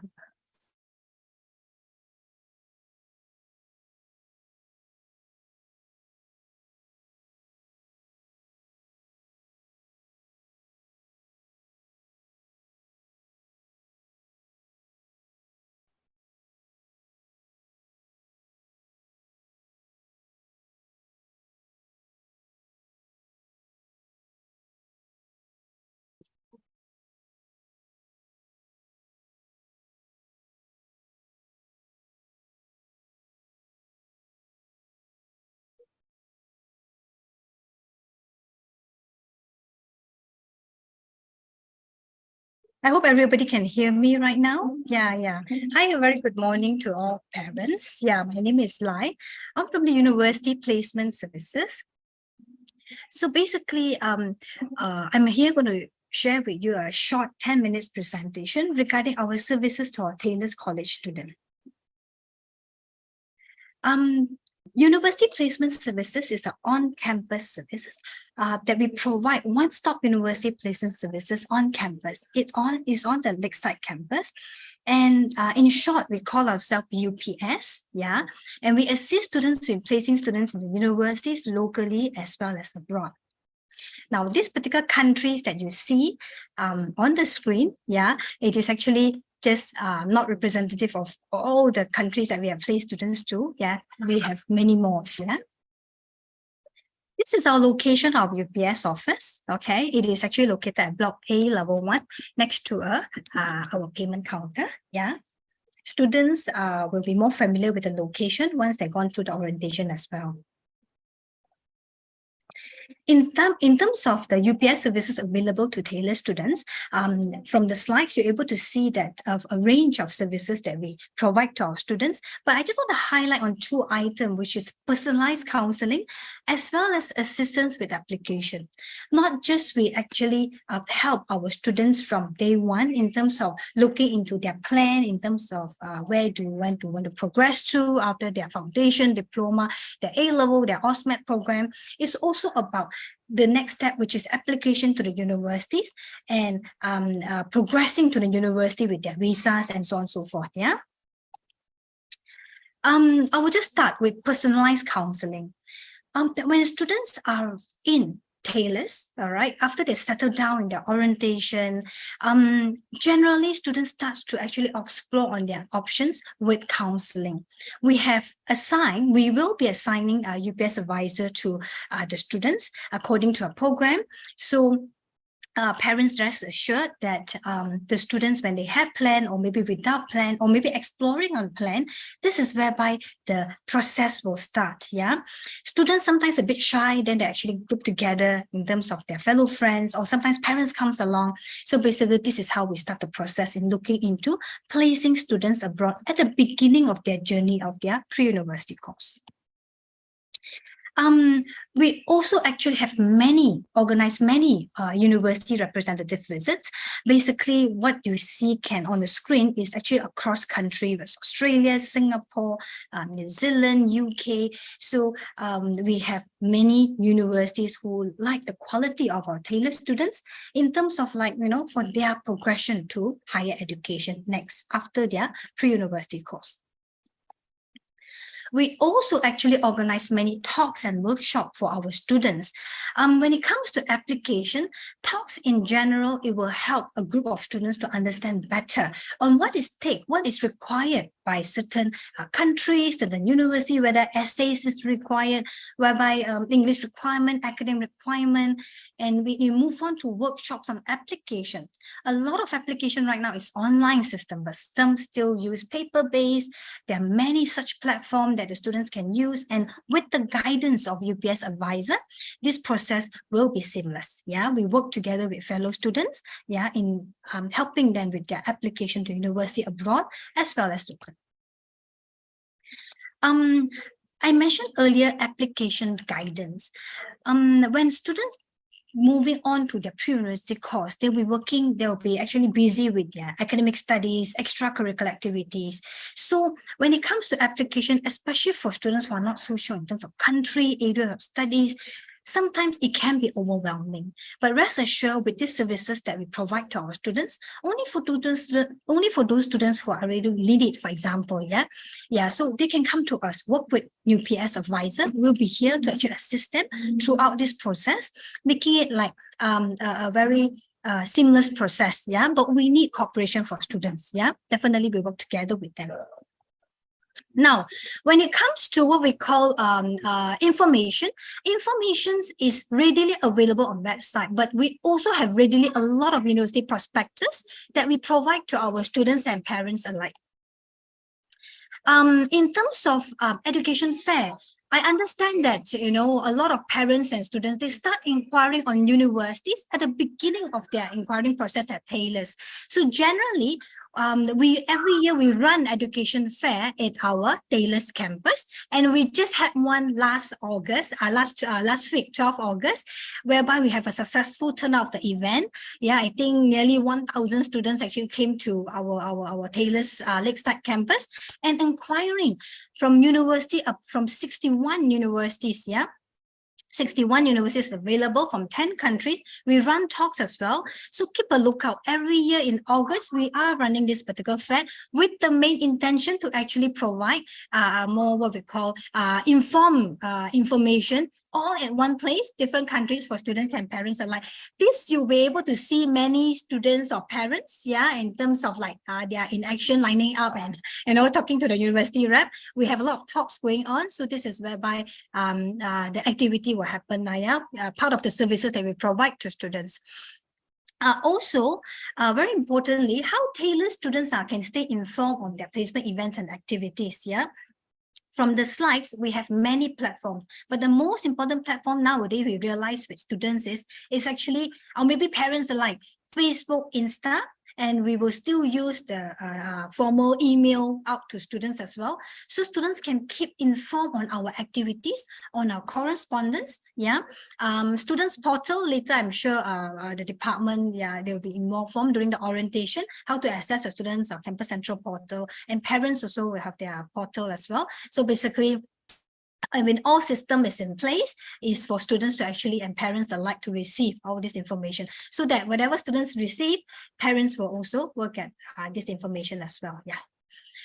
Just to highlight for fellow parents, we have monthly event calendar sent to parents as well. And this event calendar, I'm just using example May event calendar because if you can see from the screen, we have representatives from NUS, National University of Singapore, application on UK, counseling session on Australia, UK as well, some faculty like what we call architecture. So I just felt that every month we send this event calendar out right before the month starts. So basically you will keep a lookout of all this event calendar, and I'm using May as an example because last May we have quite a number of activities happening. So this is what you can expect from UPS, so that we are all in this particular process in assisting our students together.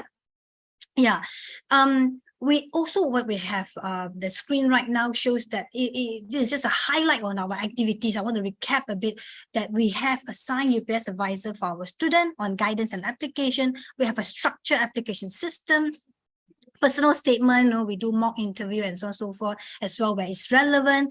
We run annual Wednesday education fair, and just want to highlight to parents that we are providing services to our tailored students. So basically, we are an education agent for our tailored students. Yeah. So services are free of charge, and we have all these particular platform like email, WhatsApp, Insta, and Facebook to reach out to our students. Yeah, with that, I'm leaving the group with this particular context. Yeah, to fellow parents, and students as well later when they do the orientation. UPS is here to assist you accordingly. Yeah. I hand it over to Monisa. Thank you. Yeah. Thank you, Ms. Pupoy, for sharing with us. Distinguished guests, thank you for your attention, and we hope the great presentations given by the speakers have helped to clear some of your doubts and concerns. To parents of international students, we have another session specially curated for you by Mr. Anthony Wong, the Director of Student Welfare International Office. This session will start later around 11 a.m. For now, we have come to another Q&A session for any remaining questions before we move to the next part. And another gentle reminder, please feel free to drop your questions in the Q&A box. You can find the Q&A box at the bottom of the Zoom screen. You may also give a thumbs up to a question that has already been asked by another parent, if you find the question relevant to you. And upvoting the question will move it up higher to the list so that we can address it in this session. I will also read out a few questions and direct it to some of our panelists. So I think some of the top questions right now is, one of the parents would like to know how many A-level students is in the coming batch for science stream. I believe this question I can direct it to Jane from CAPM. Hi, Moni. So the question was, how many students? How many new A-level students in the coming batch for? Stream, yeah. I can safely say that we have about 200 plus students from the science stream in the A-levels program. Thank you, Jane. Thank you, Jane. So around 200 students for the science stream A-levels. Okay, moving on to the next question. I believe this question is directed to Ms. Vidya. The question is, I think some of the complimentary sessions for orientation have been full since morning. Is there another chance for it to reopen for those who are interested? Hi, everyone. The session is limited to the venue capacity as well as the manpowers that we have. Nevertheless, we have a lot of complimentary activities every day, except from Monday, because Monday we only have academic briefing, but from Tuesday onwards until Friday, we have a lot of complimentary activities.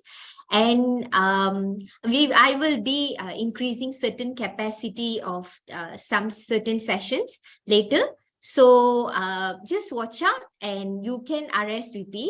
But try to, certain, not all the session, the RSVP is full. So some sessions, there's still, the RSVP is still open. So perhaps can get the students to RSVP for the sessions that is available. I hope I answered your question. Thank you, Ms. Vidya. I will move on to the next question. Can parents see students' hostel today? So I will direct this question to our panelist, Ms. Law, the manager of Taylor's Hostel. Hi, yeah, actually there's a huge check-in already today, so the team is quite full on. So it would be best to come on Monday and then we can actually attend to you much better. Thank you. Thank you. All right, I see another question here. Hi, the question went up. Okay, what are the available clubs and societies the students may join? That's a great question. I will direct this question to the Student Development Manager, Ms. Angie. Yes, hi, can you hear me? Yes, we can.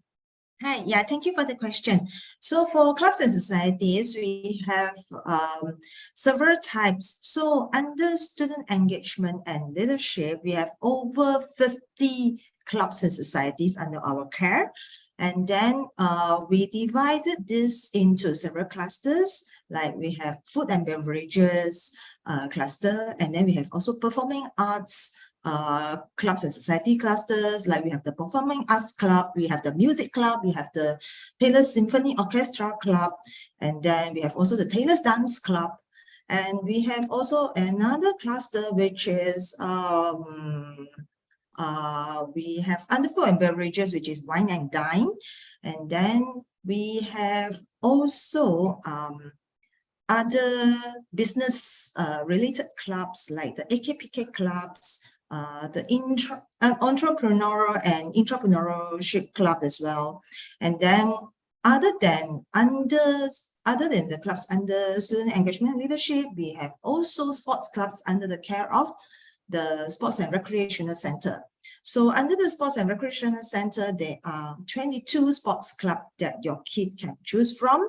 And other than these two, we have also clubs under the school-based clubs, which under the care of the schools. So feel free to explore the clubs and societies. Our orientation leaders and also our student councils will be sharing the clubs and societies for, during the orientation week with your kid. So it will be on Tuesday during the engagement session with the orientation leaders and also with our student councils. And your kid can also feel free to come to our office at Block B, Level 1, which is the Student Life Center, to check on our clubs and societies availability. So they can also sign up our clubs and societies through the online form, which they can just scan the QR code. Yeah, so feel free to check it out. I hope I answered the question. Thank you. Thank you, Ms. Angie, for that. All right, I'll move on to the next question. So we have another question from a parent. When will it be best to start working on looking into universities for UK? My daughter is UK Foundation starting this Monday.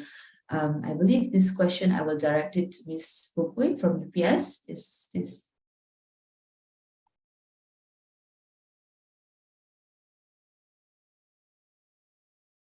Ms. Pupui, are you there? Okay, I think she is. 1 minute.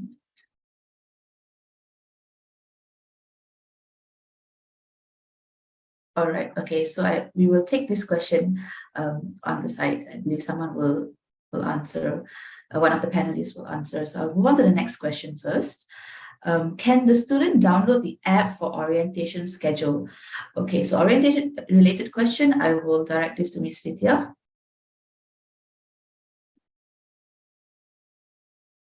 Moni, can you please repeat the question? Yeah, can the student download the app for orientation schedule? The orientation portal is available for the mobile version as well. So they don't have to download an application. However, if they just key in the website, because this is the portal can be integrated to the website, it can be opened through the mobile phone, so they can also view their timetable through their mobile phone. And in the portal, there is a download icon under the timetable section where they can download the timetable. However, whenever they have downloaded their timetable, the physical copy has a statement at the bottom which says updated as of this day or this time. So they have to check to the portal from time to time to make sure that, or to catch up on the recent updates. So to ensure that you get the most recent update, it is best to view the timetable from the portal itself.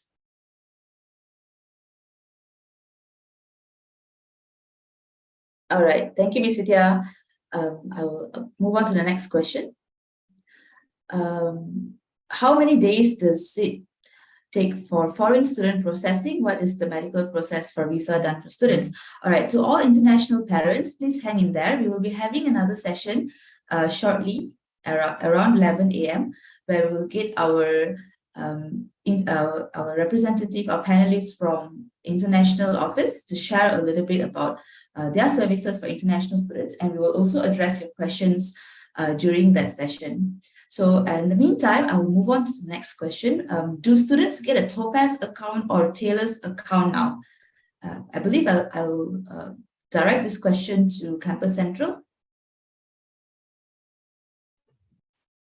Sorry, Monisa, what was the question again? The question was, do students get a Topaz account or a Taylor's account now? Topaz account is something that student will register for it when they want to admit with Taylor's. And of course, they will have, I mean, once they have accepted their offer and join Taylor's, they will have an account for all Taylor's systems. I'm sorry, the question is actually not very clear. Okay, all right. I will take this question. Okay, so as what Billion has mentioned, whenever student apply to Taylor's, any program in Taylor's, they have to apply through the Topaz account. Once the student have received the offer acceptance, then they will be given a student ID. So as a Taylor student will be getting an email called Getting Started with your Taylor's student account within 24 hours of accepting their offer. And this email will have their student ID and the student email. So the student email is their key to the Microsoft Office 365 account, and they will be given a temporary password. And the emails has a short video guide on what the student need to do. So they just have to follow exactly what the guide says. And once they have completed the setup, they are ready to log into the Taylor's orientation portal. In case student did not do this process, right, they can still use their temporary password that was emailed to them to log into the portal. But they will eventually need to change their password to access to all their Taylor's portal, including Campus Central and MyTimes portal. All right, thank you, Ms. Vidya. I'll take a few more questions here. During orientation week, what are the things or documents that the students should bring along with? Ms. Vidya, I believe I can direct the question to you. During orientation, for the orientation itself, students don't have to bring anything. We will be providing them with pen, paper. They just need to be aware of the dress code for certain sessions. Like for instance, on certain days, we have sports activities. So please ensure that your child wear comfortably for that particular session. However, like in terms of items to bring, they just need to bring their mobile phone and water bottle to keep them hydrated. Thank you, Ms. Vidya. There's two questions here from the same parent. I believe I can direct this question to Ms. Pupui. Ms. Pupui, you're back.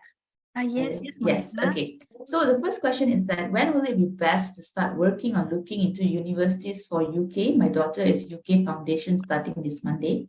And the follow-up question to that by the same parent is that they are worried that they do not want to apply too late. So they're asking for advice, when can they start? And which results should she use? The daughter should use. Sure. I believe this is a foundation student. Yes, she's studying UK Foundation. Yeah. Okay. So basically, when the students join this August intake, completing 1 year of studies means that UK intake is always a September intake. Yeah, September is the following year. That means there's a gap of particular window of about 1 month like that. But not to worry. When to apply, I would say once the students have settled down, in their orientation, a month or two in their studies, reach out to UPS office, because there are certain foundations that can lead to a certain UK university and so on and so forth, and we can discuss about the option. Application generally it will be end of this year to go to next year. But in terms of preparation, essays, personal statement, this is whereby after the students settle down this 1 or 2 months here in Taylor's, reach out to UPS office at our location at our office here. Yeah. All right, thank you, Ms. Pupui. Okay, I'm going to take one more last question. So by a parent. Sorry, I was wondering if students need to register for the Monday 21st August orientation. What is the location for Monday orientation session? Ms. Vidya? Students don't have to register for their Monday orientation because academic orientation is compulsory for everyone. All they need to do is they have to refer to their timetable and arrive at the respective venues according to the time stated in their timetable. I hope right. I've answered the question. Thank you. Thank you. Thank you, Ms. Vidya. It's already 11 a.m. So I believe we can move on to the next session, which is the session by Mr. Anthony, who will be sharing with us a little bit about the International Office and their services. But before I move on to that, I just want to thank all of the Malaysian parents who are here today, who have joined us in this session, because the next part is addressing concerns by international parents. You may feel free to take your leave now if you do not find the information to be relevant to you for the upcoming session. And also just a gentle reminder to parents, before you when you leave this webinar, you will receive a survey pop-up because your kind help to fill up the survey so that we can learn on improving the session better for our upcoming orientation. Thank you so much for joining us. International parents, we request you to kindly stay back a little longer for the next session. And to the our Malaysian parents, thank you so much for joining us today. And we will see you on campus perhaps on Monday. Right, thank you. On to you, Mr. Anthony.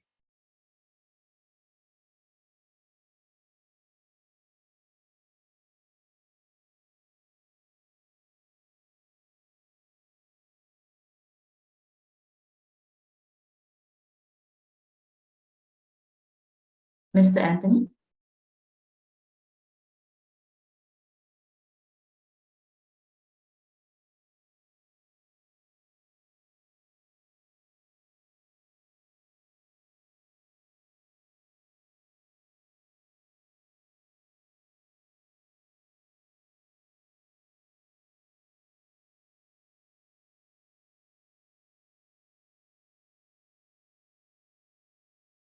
All right. So I'm so sorry, parents. Mr. Anthony will be joining us. He's having certain technical issues. There's technical issues with his Zoom. So in the meantime, to all international parents, I noticed that some of you have put in your questions in the Q&A box. You may also, since there were a lot of questions by other parents as well, and your questions may have gone to the bottom, you can put your questions again in the group chat, in the Q&A box, as we are waiting for Mr. Anthony to rejoin us. Thank you.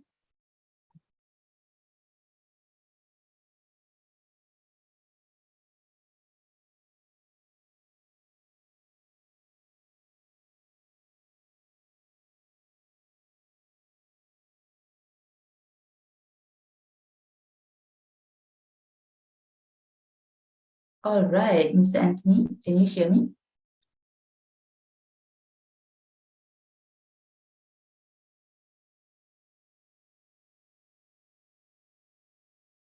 You are muted. Vanessa, can you hear me now? Yes, I can hear you. Okay, I think my video has been stopped by the host. All right, I believe the host will be working on it at the moment. Are you able to share your screen, Mr. Anthony? Okay, let me try. Just hold on for a second. Yeah.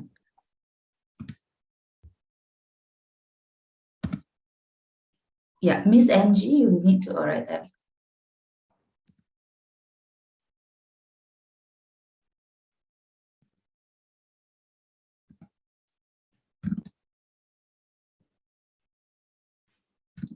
Can you see my screen now? Yes, we can.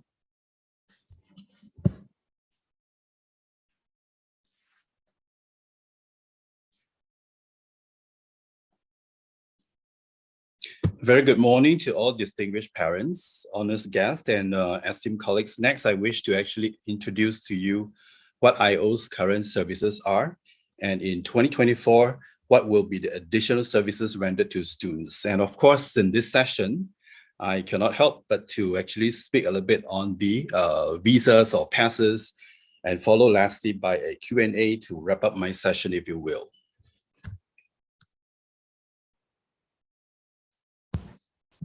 All right, let's start with the current services that are rendered to our international students. For time being, International Office is only focusing on visas, or what we call the passes.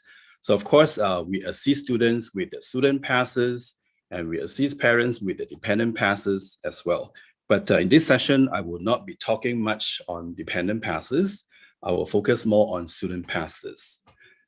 Monisa, can you hear me okay? Yes, Anthony, we can hear you clearly. All right. So for student passes, before students actually arrive in Malaysia, they all have to apply for admission to Taylor's. Right after the application for admission is successful, then we will apply for a e-visa approval letter for them to prepare them to enter into Malaysia for studies. So upon arrival in Malaysia, then our student welfare department will arrange the airport pickup to pick them up from the airport and then bring them back to our campus. And on the subsequent day, all these students are supposed to report to the student welfare department, fill up a lot of forms, and also carry out with the medical examination. So once the student actually passed the medical examination, then the health facility will actually issue a medical slip for them to bring to International Office. That's when they have to bring their passport, the medical slip, original passport, and everything to our International Office to obtain the student pass endorsement. So this student pass endorsement will actually take about 45 days to complete. So I would urge all the parents to remind your students to quickly submit the passport, medical slip to the International Office to get the endorsement. Once the endorsement is given, which means that the student will be given at least a 1-year student pass to study at Taylor's. So 1 year before the student pass expiring, then the student will have to actually submit the passport to us for the renewal purposes. For that, International Office will send reminders to students 4 months ahead the student visa expires to submit the soft copies of all the application materials, such as passport whole booklet, photo, as well as immigration form 38. Then IO will actually help them with the visa renewal. So for visa renewal, there will be some basic requirements that I'm going to talk about later. So apart from student pass renewal, International Office also assists students with transferring of pass from the old passport to new passport. And along with that, if there are cases whereby we do not have enough time to process a student pass renewal for student, then we will apply for a special pass for the student to legally stay on in Malaysia while waiting for the student pass renewal to come through. And upon completion studies at Taylor's, before they go home, they will have to actually turn in the passport together with air ticket to us for cancellation of student pass. Next, the other services that we render to students is that we provide letters to support students when they submit the passport and medical slip to us to endorse the student visa sticker onto the passport. Of course, they do not have any identification with them. So what we do is we provide them with a letter to state that they have submitted the passport to the International Office to seek the student pass endorsement.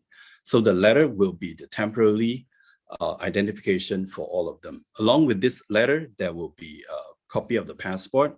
Then there will also be a visa approval letter attached to this document. And sometimes students also need to open bank accounts, so they would need a letter from us to state their enrollment status before they can open bank account. And at times, students also plan to visit other countries, and they will need to have tourist visa before they go visit that country. So they will also require a letter from our office. Now, in January 2024, these will be the additional services that we render to our international students. And if you realize, a lot of these job scopes are currently being carried out by our student welfare team. We are grateful that this student welfare department is kind enough to help us for the time being until we have enough headcount to take over these jobs.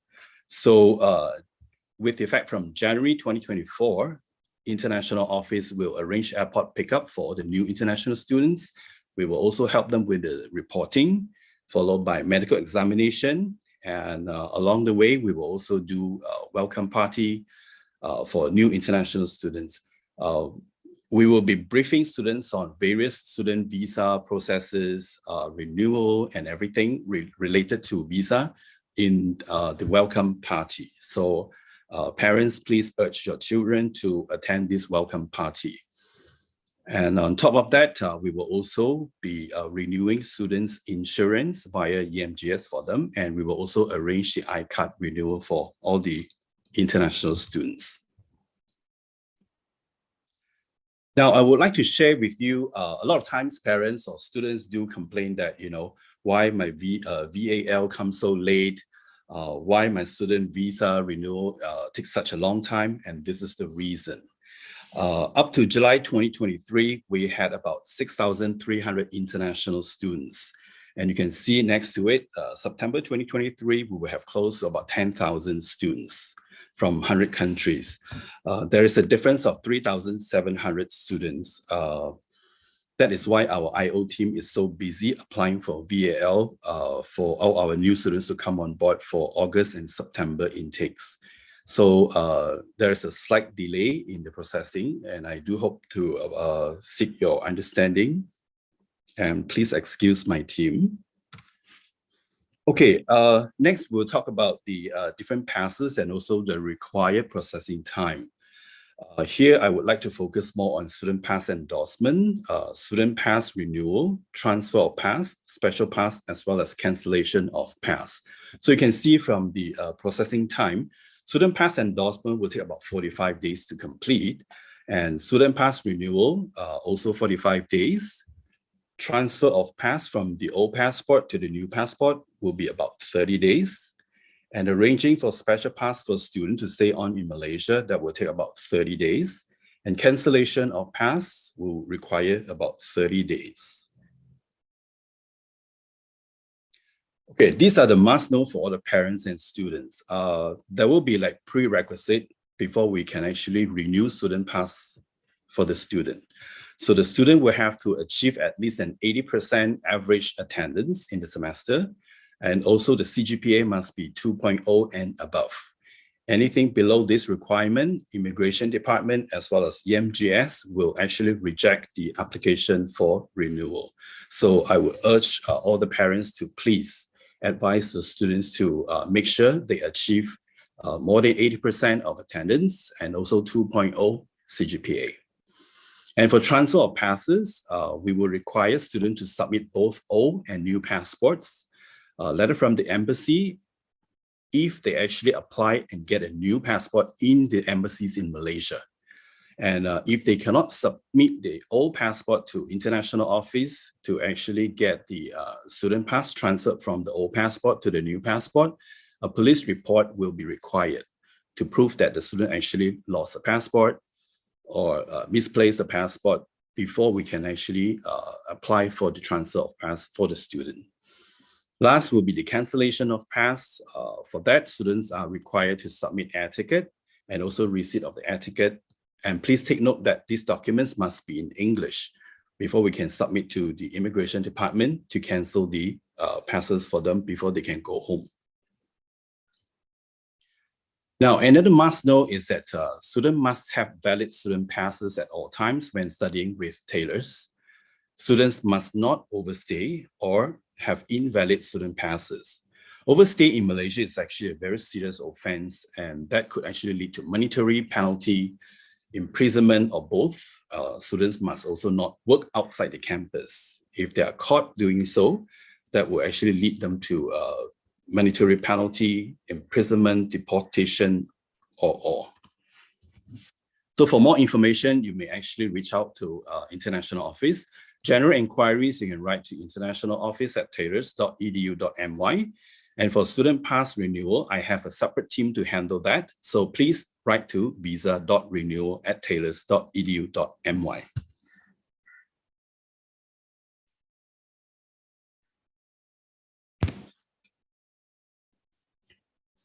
That's all for now. All right, thank you, Mr. Anthony, for sharing with us. I will move on to the Q&A session. And I already see that some of the parents have questions regarding visa processing and more. So I'll read out the first question, Mr. Anthony. How many days does it take for foreign student processing? When is the medical process done? Medical process for visa done for students? For medical examination, within 7 working days after the medical examination, they have to quickly submit a slip to us to actually get the student pass endorsement. Like I've told just now, for student pass endorsement, it will actually take about 45 days to complete. Thank you, Mr. Anthony. Right, I will read out the next question as well. I would like, this is from another parent. I would like to ask, we just got VAL approval and our agent in our home country, Indonesia, have asked us to come to Malaysia next week. However, they have an important family trip to Egypt. So can they come, and they can only come back at the end of September? Is that going to be an issue? Not really, as long as they don't miss classes. There will be a cutoff date for them to actually attend class. So they need to pay more attention to that. In terms of visa, they don't need to worry much about that. We would do our very best to assist them. All right. Okay, next question is, will the airport pickup cover one parent? I'm afraid that question will have to be answered by SW, because currently that service is provided by SW and not IO. But from what I understand is that, as long as the parent and the student can go into one vehicle during the pickup time, I think the parent will not be stopped. All right. Thanks, Mr. Anthony. Okay, following question. What is the procedure for dependent visa? Okay, for dependent visa, it's actually quite a complicated process that require a lot of documentations. And I would suggest that the parent meet us at the international office to discuss separately. Thank you, Mr. Anthony. Let me see if there's any other questions. Dear parents, please feel free to drop any questions in the Q&A box as well.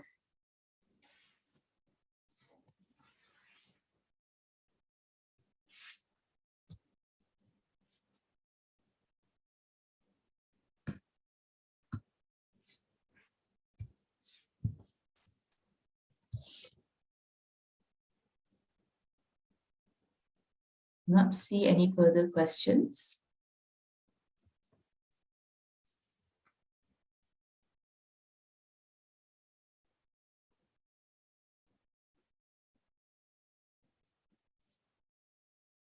All right, I see one question here. Okay, this is quite long actually. So Okay. this one parent, we are currently having issue with the student visa because of late submission from the agent that they used for their son's application to the Diploma of Culinary Arts. Therefore, the son will be coming late for this coming week's orientation. The question is if there's any consequences. Will there be any opportunity to catch up on items missed during orientation while classes have started the following week? Worst case, if it will be a very late arrival, I think the worst case scenario is that they will only be able to arrive at the end of the month. And they're curious about the consequences on the attendance. And I think I'll pause there first.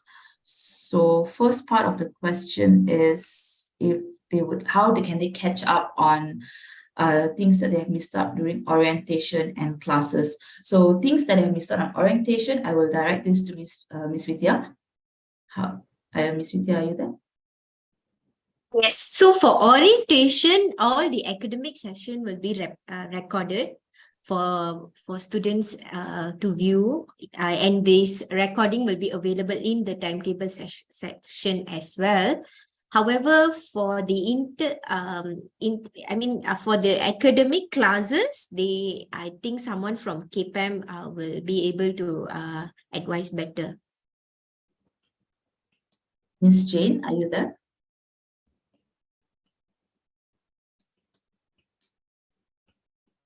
Jane or Mr. Tung?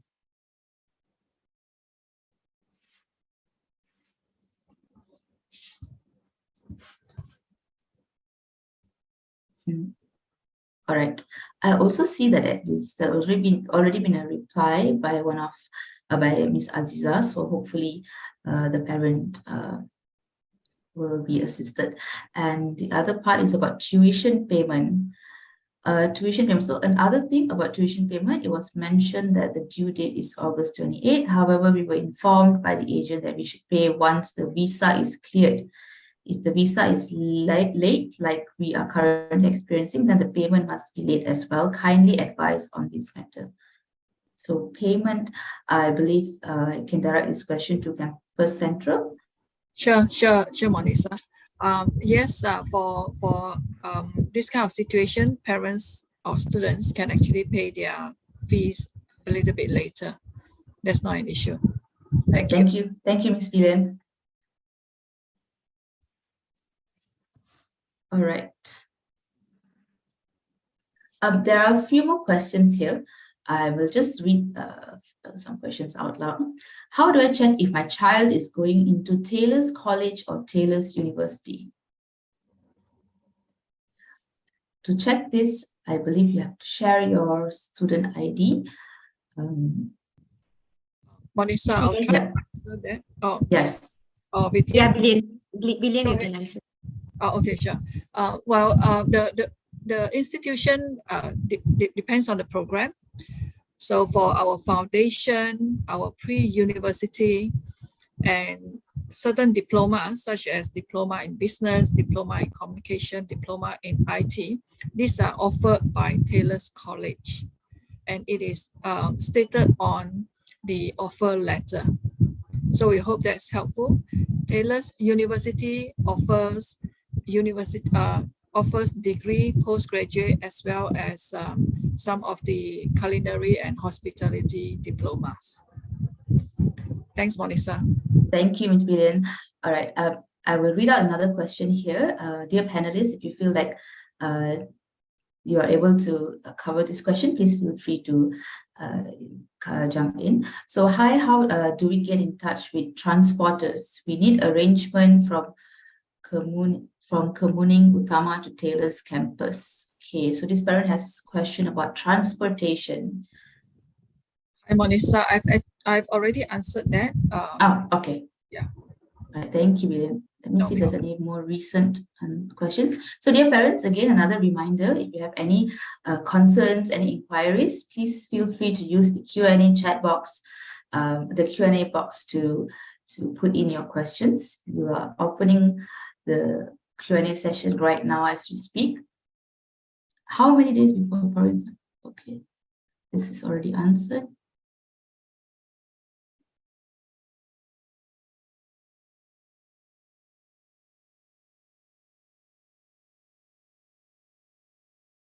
There is another question here. Okay, let me read this out. I just saw I have course academic writing, language for research communication, August 2023 class. My admission notice requires me to report on the 21st, but my visa still shows 32%. It will take a few days until the information reaches 70%. So can I report on the 21st? Can you tell me the rules about how I can meet the registration requirement without missing my classes?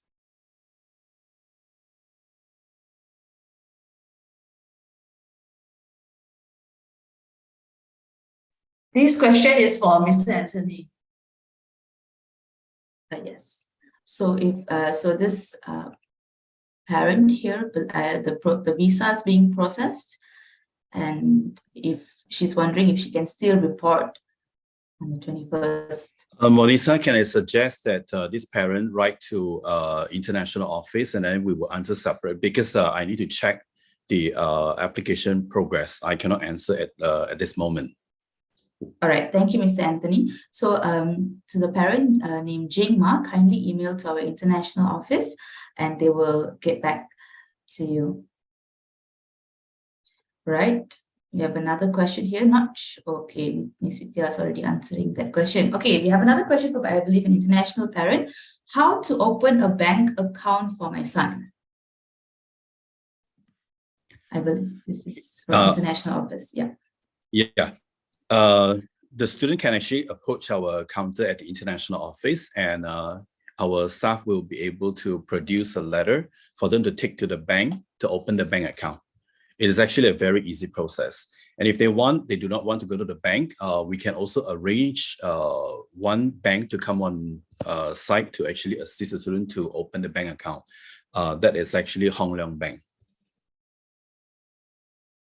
All right. Thank you, Mr. Anthony. There's another question here for international office as well. So there is no problem for international students if they are arriving in September week 1 or week 2 due to late visa approval?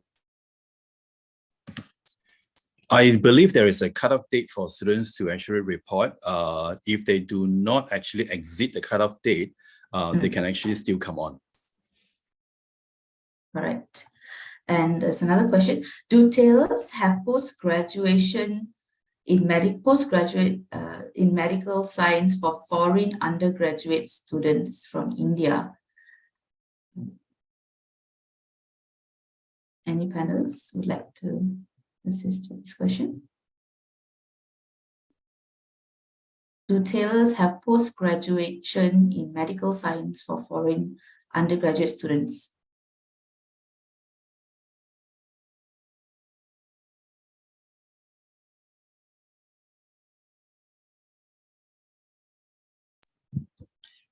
Hi, Monisa. I'm actually checking on our corporate website to see whether we have such a program. I believe we have a master's program in medical science, but I need to double check.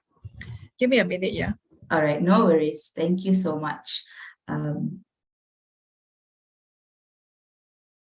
the meantime, maybe I'll just move on to the next question first. I think we can take another few more questions and we can end the session at 11:30.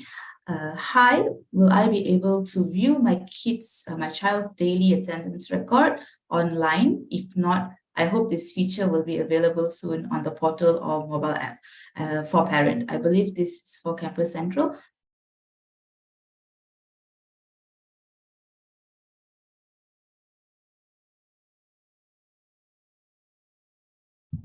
My apologies, Monisa. I was looking for an answer to the other one. Yeah, so I just found it. No problem. I just found it, and I'll be replying to the question via text. What is your next question just now? The parent was wondering if they were able to view their daily attendance record online. Yes, they can actually view attendance record via the parent portal. All right. Okay, so move on to the next one. There's the parent here who have asked to repeat the bank account info.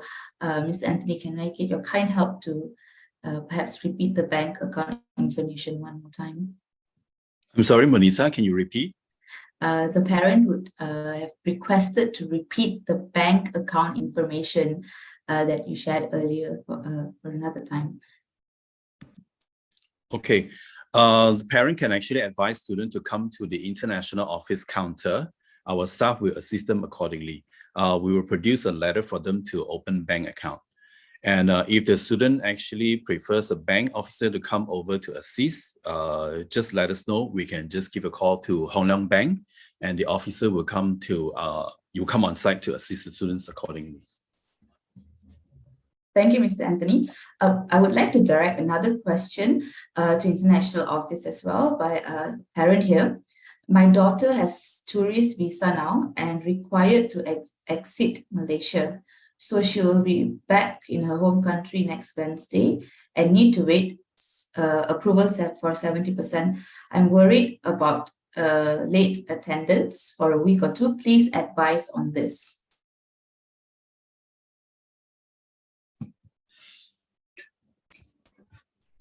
Monisa, could you actually ask the parent to write to us and give us a student's name? We will actually speak with EMGS to beef up the process of the VAL for the student to come on board as soon as possible.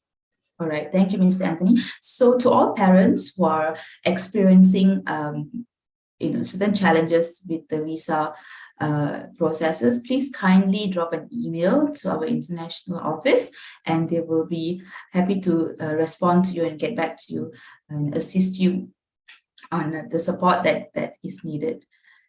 Right, it's currently 11:30. And if there's no further questions, I believe that we can end the session. So dear parents, thank you so much for staying, and thank you so much for joining our parents orientation for the August 2023 intake. I hope that this session has been helpful, and we will see you on campus. Thank you. And thank you, dear panelists, as well, for the information that you have shared with us today.